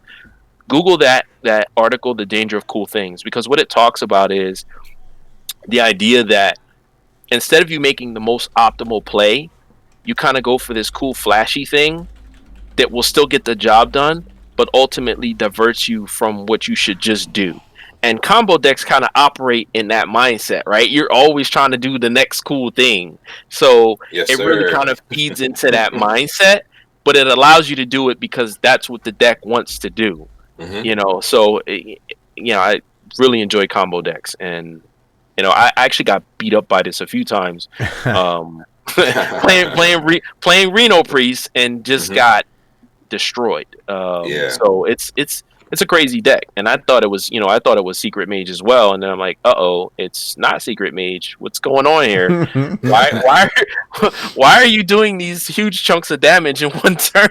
You're not supposed to do that, But yeah, it's a fun deck, and it's something different, and I'm glad Wild is becoming more varied, right? It's kind of like Legacy and Magic, where you're gonna have these pillars, right? These certain decks that are kind of going to be evergreen and Wild, and they're always will be there in some form of another.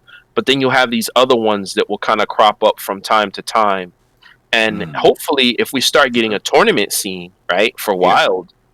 What you'll see for people who play Legacy Magic, what you'll see is people will start to min-max and say, okay, here's like the 4 or 5 or 6 pillar decks of Wild Hearthstone, right? And then here's these outliers that are in like the B class that can potentially show up and do well, but are better against if people are playing certain decks. And here's the C class that are like the glass cannons that could still show up and win, but if the environment's hostile, we won't play those, you know. Yeah. And kind of having this kind of back and forth revolving door of these different decks and people being able to play these different things. And that's really where I hope WoW ends up over the course of the next, like, say, year or two. That'll be amazing. If we can get to that point, it's going to be a lot of fun. And I think at that point, we'll be able to pull in a lot more people because there will be a certain level of consistency. But that also requires, you know, the Blizz team to actively pay attention and nerf when they're supposed to and make adjustments when they're supposed to. Yeah. So, hey, Mike, what is the basic, like, how do you play this? What is the combo here? And actually, do you want to, for those that are not watching, do you want to read the list for us? That was the first thing I was going to say before I jump into that for our audio list.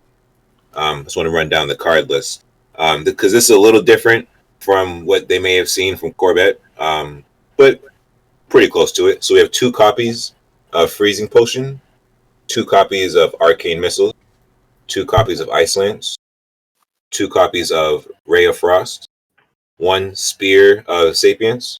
Excuse me, I have big lips. I mess up some words. 2 copies of Conjure Mana Biscuit, 2 copies of Cram Session, 2 copies of Frostbolt, 2 copies of the new Imprisoned Phoenix. We'll talk about that a little bit. In a little bit, 2 copies of Enchantress Flow, 2 copies of Sorcerer's Apprentice, 2 copies of Arcane Intellect, 2 copies of Frost Nova. We have 2 copies of Ice Block because, trust me, there's a lot of pressure in this format, and nothing feels better when you don't need the second Ice Block, but you'll play it just to play it. You guys will see. We have 1 Stargazer Luna, of course, 1 Lore Keeper Polkelt, and the key card itself. We have 1 copy of Mozaki, Master Duelist. Nice. Okay. So to answer Nate's question, this is newer to me. I've been running some games, some of the newer cards from the Dark Moon Races. I like to gun for the Sphere. For the Mulligan, I'm trying to get the Sphere. I'm trying to get Imprisoned Phoenix and maybe a Ray of Frost because I know out of 10 games, 6 of them will be against the big 3. So I need some kind of defense to slow down any early aggression. I like to get the Sphere so that, you know, we can use the ability. I know a lot of people don't like the ability to scry. A lot of people say this weapon is bad, but I'm operating in the space of what will make this deck work. You guys know how I am. I like to think glass half full, be really positive, and try to get us to succeed. So I'm going for the Sphere. I like the idea of the Phoenix. I know it's dormant. I know a lot of people are kind of iffy about dormant, but like when I saw this card come out, I thought about you play it, and then you can dictate the turn it activates. So it doesn't have to be the combo turn when you win. It can be Phoenix activates, and then bam, Cram Session. Now we're drawing 3 cards for 2 mana. So there's just a lot of different ways I see this to be playable. This card is new. It's only 16 days out. So for anybody who's hyper aggressive, hyper competitive, please suppress that for a few days and just let us run this through. You know what I'm saying? Like, we got to give it a chance to breathe. That's how any deck can get shine. You got to give it a chance. But, you know, the key combo here, we want to get Luna down. We want to have our cards discounted from Enchantress. And then we can start cycling through the deck. Everybody knows Stargazer Luna. It kind of acts like a half cast. So when you play the card from your right side of your hand, it'll draw another card. And when you're in a position to do that, you've already frozen your opponent's board plenty of times. With Frost Nova, you slowed them down with Ray of Frost. And if you need to, you can use a Freezing Potion. But I like to use that, you know, for the finale. Freezing Potion in their face. That way both of your Ice Lances will do, at that point in time, 11 or 12 damage. You know what I'm saying? But I'm very excited for this deck. Looking at this deck, what do you guys like about it? Look, or what do you not like about it? I'm embarrassed to ask, but like I've never played Mozaki before. Like I have a lot of experience playing Exodia Mage, like classic Exodia with Antonidas, and of course the Sorcerer's Apprentice, and that's one of my favorite decks of all time. The idea of comboing off, and I'm part of this like adult ADHD club, and so I'm right there with you, man. I love this stuff, and I know exactly what you're talking about. Hyper focus. This is right up my alley. But I don't know what Mozaki does aside from the vague concept of it's either what is it, draw more cards. I got you. You play more cards, and the spell damage goes up, or what is it? Yeah. So for people listening and watching, so Mozaki, when you play Mozaki, the ability will activate when you start playing spells after it's on the field. For every spell, the spell damage tick counter will go up 1. Okay. So Nate, imagine you start with nothing on the board. You play Mozaki, and then you play 5 0-mana cards. When you play Fireball, it's got a +5 spell damage on it, so it does 11. Nice. Make sense? I like. Does it? Does the card itself does it update to show you the current spell damage as you play, so that you know how much you're gonna do? So Mozaki itself doesn't, but when you hover over a spell that deals damage, you will see it on the card. Okay. There's nothing scarier than seeing a 1-mana Frostbolt 17. I'm telling you, bro, it's nasty. It's nasty. Okay. So what is okay, I got a question then. So how do you combo off? Like what do I want to play Mozaki Apprentice and then just play everything, or Mozaki Luna Apprentice and then just start cycling, or what is the a lot of times when I'm playing an OTK combo deck, I'm looking for, hey, I can stall until this point and then I need to combo off. And so I want to know, I guess, what is my win condition? And then I also want to know what spells are expendable. Like, what can I use early as removal versus what is a staple that I have to keep? The reason this comes up, I spent the last, yesterday or the day before playing OTK Demon Hunter with Ben from work. And it's a similar concept, different deck, similar concept. And so your lifesteal spells, you can use them for board control if you have to, but that's your OTK combo. And so you got to be careful in managing resources. You don't want to accidentally use them all up and then not be able to combo off. So that's kind of like what the problem was with OTK Paladin in Standard, where fortunately enough, you could use your minions on board to win the game without necessarily having to have the Shirvala combo, go off, or if something went wrong. But this deck looks like you have to be fully committed to it. Yeah. So to address that question, Nate. So all of us here are experienced enough to know that each deck has, and I know so it sounds basic, but just give me a second. Each deck's got its win condition. So with that win condition, every time you try to win, you're not going to get the chance to execute option A. So sometimes we got to go option B or option C to get that win. So in that space, there are going to be times where you have to use certain spells to clear things up because they might be presenting lethal within a turn or two. So to answer your question, the spells that I see as expendable for combo pieces, I will never waste an Arcane Missiles, but I may use one Frostbolt. I am gunning for a Ray of Frost. I will use Freezing Potion. I will use one of them. But aside from that, if I'm getting pressured so much where I got to use all the other spells, then I already am in the understanding that this matchup already wasn't for me. And like BreadSticks had said earlier about on a different topic, that wouldn't even tilt me because I already know that I'm already not destined to lose, but the numbers are stacked against me. So if it's a matchup that's favorable, I know that I'm not going to spend Arcane Missiles, Frostbolt on anything stupid or anything too weak. I'll use my Hero Power. I'll use Frost Nova. I will use, what else can I use? Ray of Frost. When I do draw the Phoenix, when it activates, I can use that the next turn if they don't target it. We have Ice Block.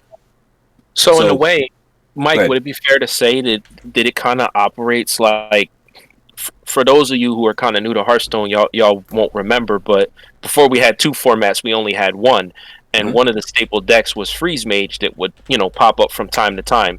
And in the old Freeze Mage deck, you had to be very careful about leveraging your spells because you were relying on being able to do a certain amount of damage at the end of the game, and how you use your ice blocks. So Yes. this to me kind of feels, the way you explained it, kind of feels like the old freeze mage before the format split, where you had to be very judicious with those spells, because you wanted to keep getting the fireballs off.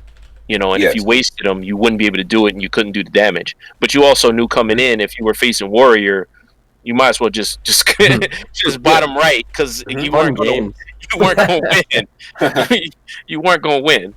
Hey, so you're right about that, and I think when you explain it like that, no, the way you said it is perfect. So there was a time before where this deck existed in a different form, and you have to be very careful on what spells you use, otherwise you don't have a way to win the game. So to me, that deck is back in this form, and for this statement to be taken serious, for people who will try this, they have to understand, like, that is what this deck is. If you do spend too many spells that deal damage, you won't have a way to win the game. So I'm not trying to make this a deck that's like very brainy, but just understand you have to use your resources wisely. I understand a lot of people like to joke in this game's, sarcasm and memes and Keck W, whatever, but like when all the joking and goofiness is done and you're ready to play, understand that you cannot waste too many damage spells if you're trying to actually win the game. And understand there are some matchups that you're not supposed to win. But for those ones where you can, like, don't waste too many. Never waste arcane missiles. Like, save that card, because when your spell damage multiplier is up like plus 12, like those cards is crazy, bro. Yeah, that card zero mana, like zero mana, deal 50% of your 17. opponent's life. Yeah, I can't wait. I'm excited. Rock and roll. Yeah, I'm looking forward to playing this. So, Mike, has anyone, or have you thought about using Mage Legend? I don't know why my brain is not working. Antonitis? Yeah, Antonitis. So he was in the original Freeze Mage deck. Because you have so many cheap spells, has that thought to be an additional win condition or an alternate win condition? It honestly hasn't, and that's because he costs 7. When you get the turn to play Mozaki, you'll have 5 mana left, but then you're going to play an apprentice, and on a large sample size, there's a chunk you're not going to win. There are some games you'll squeeze out, but for the main chunk that you will win, you play Mozaki, you have Sorcerer's Apprentice, and you've already played 2 Enchantress Flow. Most games you might not, you play 1 definitely, but if you play 2, like, you will never, I'm not trying to be disrespectful, but you'll never think about Antonitis again. I'm telling you, it is amazing, yo. 0 mana, arcane missiles for 18, 1 mana, like 1 mana of frostbolts for like that kind of hurts like, my heart, man, because I love Tony, man, from the original. Hey, yeah. Me too. Man, I have that original deck. I had that original deck in all gold. Fun. I had that original deck in all gold. Trust me. Good old Mozaki, Uncle Tony. Yeah.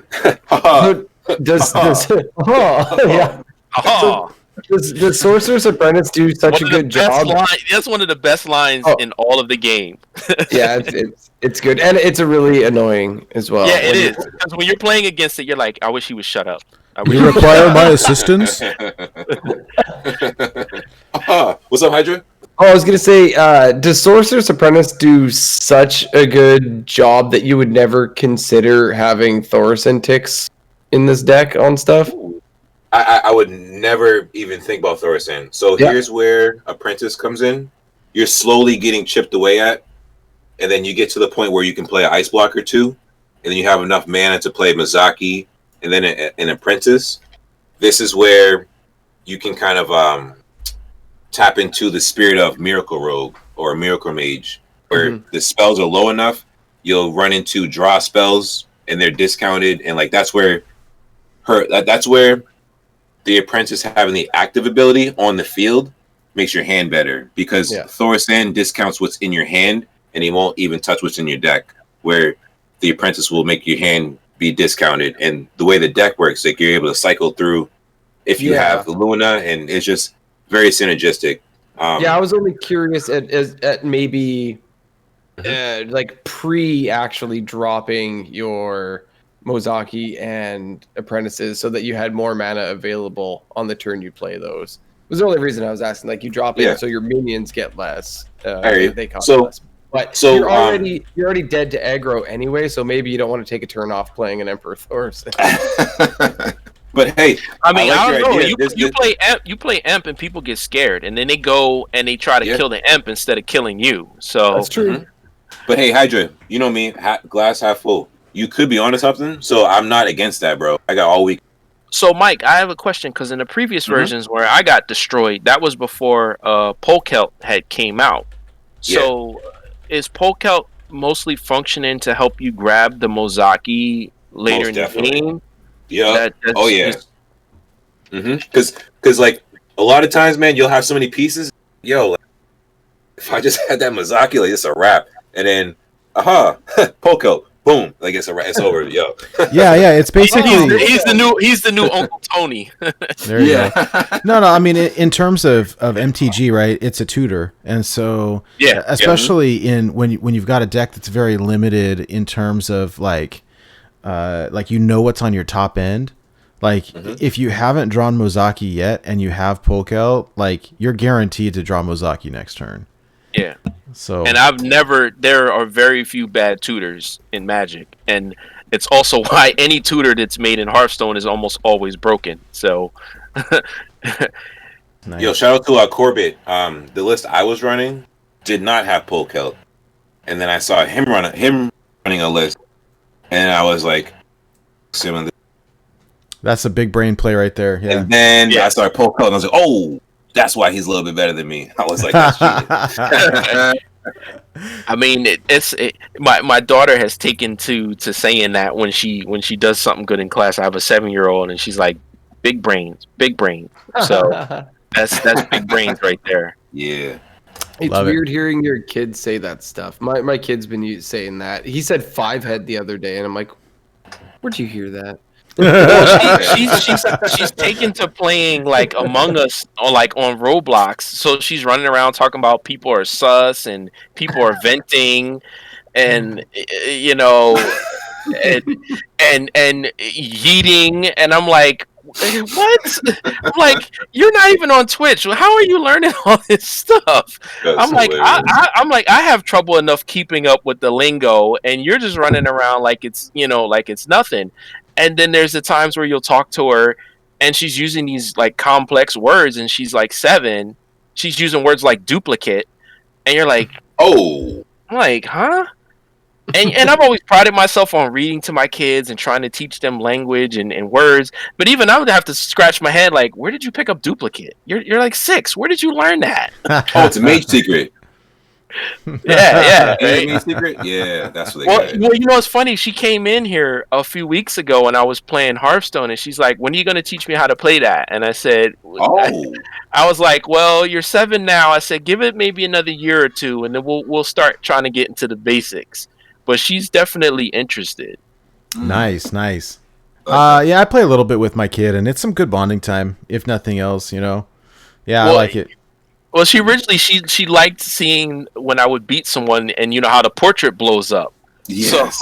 So that got her hooked right there. Like, oh, we're defeating people and they're blowing up. This sounds like something I want to get in on. Quick question: have you ever? So I did this for my daughter, and like it was awesome to watch her eyes. Like she was so excited when she dragged the mouse. Did you let your daughter drag the mouse to defeat them? Yeah. Yes. Well, she started, you know, clicking on the maps and doing the different things, and you know, she was having a lot of fun doing that. And then, you know, from time to time, I'll be like, okay, you know, mouse and move this card. We're gonna do this thing. But it originally started with her playing with the different things on the map, which awesome. is funny.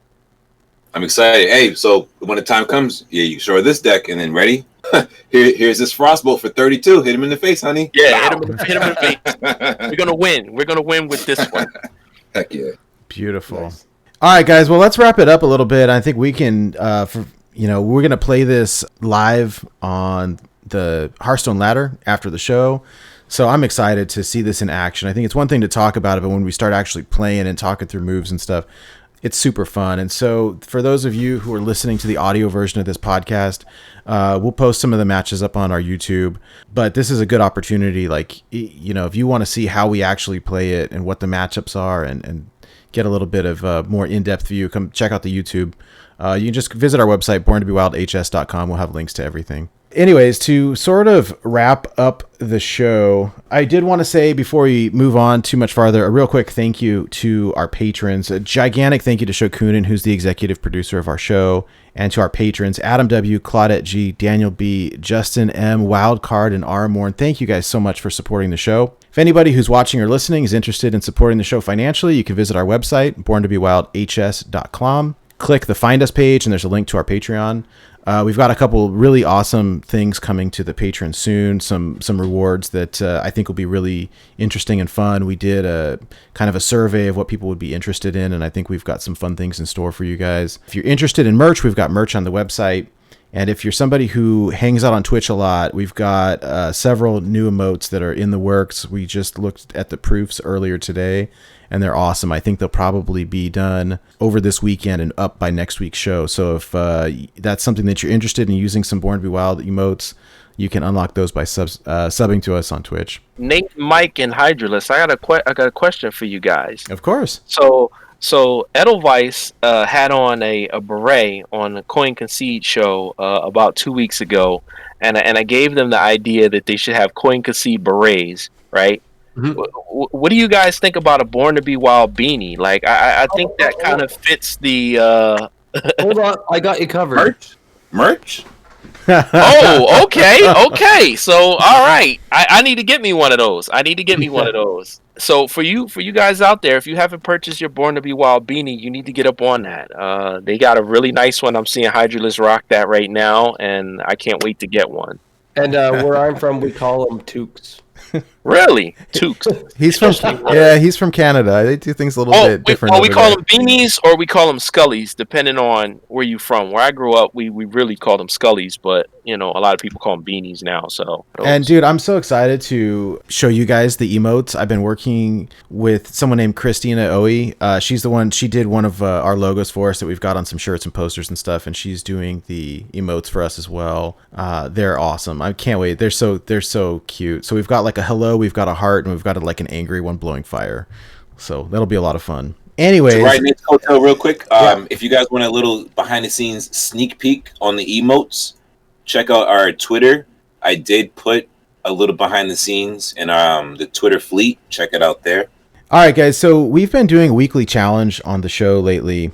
Something that we've been doing for what now? I think 3-4 weeks. And we got a surprisingly high amount of community engagement with this, and it's been a lot of fun. And so when we first started doing this, it was like, hey, get lethal with a Doomsayer, hey, get lethal with a Novice Engineer, and people were doing it so fast that we have started to make the challenge even more difficult. And so the challenge that we had for last week's show was a multi-part challenge, right? So what you had to do was to get lethal with a Dark Moon Rabbit, which is a 10 mana 1/1, but to make it even more difficult, we said, hey, the bunny has to cost only 1 mana. So you've got to figure out how to reduce it, and then you've got to get lethal with it. We had 3 different people complete that challenge. And so, and so they're all entered into a drawing. We'll do it right now live on the show. Whoever wins, you get a couple packs on us, and you get bragging rights. So I'm going to pull that up real quick. You about to do it live right now? That's pretty amazing that you had 3 people figure out a way how to do that. That's difficult, right? And so that's not easy. No, it's tricky. It's tricky. And we were early on, we were making them, it was too easy. We had people complete the challenge while we were still live on the air doing the co-op portion, and it was like, no, we got to slow down, or we got to. It's crazy. And so, you had to reduce the rabbit from 10 down to 1 somehow, and there's a couple different ways that you can do it. And then on top of that, it's got to deliver the finishing blow. And we made it so like your opponent can't concede. You got to get the finishing blow in. And so it made it a little bit more difficult. So we had 3 people. It was Mega Mog, we had Seth, and we had Kenray. And so we're going to do a quick wheel decide. And congrats to the 3 of them for completing the challenge. It's super cool. And then we'll spin it real quick, and then whoever wins will gift them something real quick. So let me do the wheel here. Right. And then we see it live on the show so that there's no cheating. We can't pick our favorites or whatever. All right, so it's spinning right now. We'll see who. Let's go. Who is it gonna be? All right, Kenray, it's you. So 2 packs on Kenray, us. yeah. 2 packs on us incoming. Two pack. That's right. So stay posted. Stay tuned for that. We had one other thing. Well, first off, let me chat real quick about our other challenge. So the challenge for this week, right? So we talked to our boy Martian Boo last week, and he's like, "Hey, I got a challenge for your listeners." And so he told him, "Hey, don't make it too easy because these guys are too good. They finish it too quickly." And I love the challenge, and I think we've got a couple good ones coming up. So here's his challenge here. A lot more difficult for you. It'll take a little bit longer. So the challenge is you've got to get lethal with the Sphere of Sapience with all 10 classes. You got to show us proof. Okay, you got to show us proof. It can be in casual, it can be in ranked, but it cannot be against a friend, cannot be against the innkeeper. Okay, otherwise it'd be too easy. It's definitely doable. It's not That's easy. crazy. That's Boo's challenge. That's Martian Boo's. That is Martian Boo's challenge. And so and then so what you got to do then is you got to give us proof. Go on our Discord. There's a channel in there called Contest Entries. You post it there because if you post it somewhere else, we're not going to see it. And this is going to be a little bit more difficult, but I'm excited to see how you guys pull it off. And you know what? We should make a Hall of Fame for the people who have completed these. Oh, heck yeah. We can do that. We can do that. I'll work on it this weekend. I like that. Somebody already got 3. He already had 3 classes done. I'm telling you, someone's already on the way, yo. It's crazy. Like all the parents in here, you ever make dinner for your kids and you make a plate for yourself? And you go to sit down, and the kid's like, "Hey, can I have seconds?" And you didn't even sit down yet. That's what it feels meanwhile, your food is getting cold. Yeah, it's like we didn't finish the show. You guys have done the challenge. I love this. It's awesome. You know what? Blizzard could take a page out of you guys' book with this and have some kind of monthly thing. Like maybe you ought to talk to Iskar and maybe they could get something like this made into a monthly thing or a bi-weekly thing where they have a challenge like this and. They hand out some packs in gold, They already have the achievements. They could use that to their benefit. Like if if whoever gets this one in this amount of time, you get something. Yeah, like you give people a creative outlet and you give them, a different way in which to participate and view the game. Because that was the one thing like about Magic that I always liked was, you'd sit around and try to come up with combos and think about, hey, what if we put this card with this card and what could we do this way? You start, really tapping into people's creative juices and you start coming out with some really fun stuff. So, it's really cool to see you guys doing this with the community. I appreciate it. That's awesome. And yeah, you guys think this is hard. You blame Martian Boo.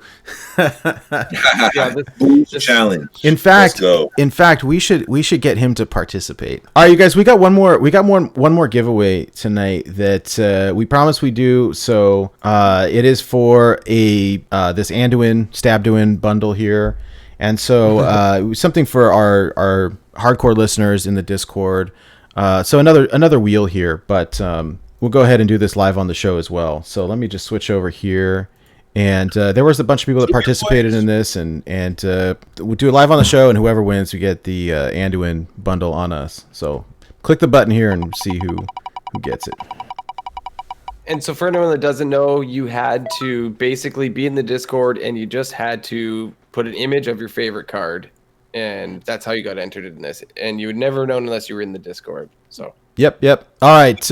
Looks like the wheel chose Devil's Cat Alex. So Alex, congrats. We'll reach out. Congrats, Alex. Yep. He'll be happy about that. He's very active in Discord every day. Yeah. Absolutely. Hey, BreadSticks, thank you so much for hanging out tonight. It was super cool chatting with you and hearing your stories and just hanging out. It's been an absolute blast. Yeah, I got to apologize for rambling. So I appreciate you guys letting me talk so much. As you know, Nate, that tends to be an ADHD thing as well. So, if I cut you guys off at any point or made you go over time in certain segments, I apologize for that. No, we appreciate you. It's all good. It is all good. Hey, where can people find you if they want to watch you stream or they want to interact with you or see your content? Where can people find you? So you guys have my Twitter page up there, BreadSticksGames. If you look me up on Twitter, I'm there. I don't really do too much on Instagram or Facebook, unfortunately. I might start doing some things on Instagram, but I am on there. twitch.tv/breadsticks with 2 Ks, not a CK, because when I made my Twitch account, I couldn't get that name. Somebody else actually has that spelling, but ironically enough, or coincidentally enough, the first 2 initials of my name are 2 Ks. So it kind of works out. It kind of works out. So twitch.tv/bread and then sticks spelled STIKKS. If you follow me on there, I just got back in the stream because I took a little short break. So I'm trying to come back. I did a charity stream last month in December. I'm hoping to do another one, if not this month and next month. But yeah, even if I'm not up streaming, I'm posting content from Hearthstone games, things from Apex Legends, and other various stuff. Be on the lookout if I'm posting anything, social-wise that may need donations and things like that. But, because I know, part of what's going on is Black History Month, people. For you who might not know that, it is this month. It did start several days ago. But the important takeaway is that Black history is American history in the case of us living in the States, and for other people in other places, it's world history if you have Black people residing in your country or not. And it's important to have a keen eye towards that, because that history isn't well known in a lot of instances, and we're lesser for it. So I appreciate the chance to be on the show, to showcase other talent that's out there that happen to be Black people in this game. I can tell you, having been a Magic player, when I started playing, there weren't a lot of people that looked like me when I started playing. Whether I was going into local game stores or going into tournaments, looking around, there weren't a lot of people that looked like me. So it's kind of important to let people know that there are other people playing these games, and that we're just like them. We enjoy these games. We have fun. We're human beings. We breathe air, and we're at all levels of play. There are some very competent, high-level Hearthstone players who happen to be Black people, and you may not know them. One of them is sitting right here, Mike Lowe.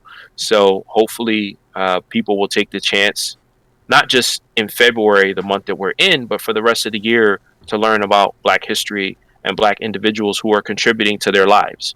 Because history in and of itself, we learn a lot about history, but sometimes people get left out. Hopefully, that'll be a takeaway for people. And again, I appreciate you guys having me on. This was a blast. I was really looking forward to it, and it went off even better than I thought.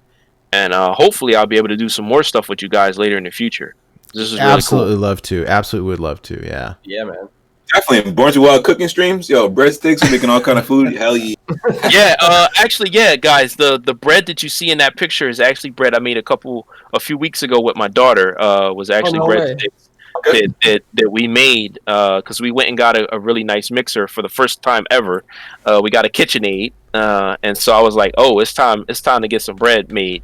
And so we made some breadsticks and stuff at home, and that's the picture that's right there. That's homemade. That looks good. I'm hungry. yeah. So yeah, if you guys want that recipe, it's actually really simple. I'll post it into the Born to Be Wild Discord. Hey, Mike, where can people find you? You guys can find me at Mike Lowe TV. You guys can find me here Friday nights, 9 p.m. Eastern, Born to Wild podcast. And I'll be streaming on the weekends more. I've been playing a little bit more standard, and I'm gonna tell the truth, guys. Oh, I kind of like Battlegrounds now. It happened. BG's is fun. Hey, we've been talking for a long time about doing some Battleground lobbies now that you can host your own, doing some with friends and listeners and stuff like that. So should be a lot of fun. Yeah. Hey, I'd be down for that, because I want to get better at Battlegrounds. So I'd be down for do some weekly lobbies with you guys. Oh, that'd be fun. I was saying it before, but I ain't front no more. It really is fun. I enjoy it. Nate, you played Magic the Gathering, so you remember back in the day, playing the multiplayer games and Magic and the politics and the diplomacy and all the fun that goes into a multiplayer game. So this kind of harkens back to that, being able to make your own lobby. Two-headed dragon. Yeah.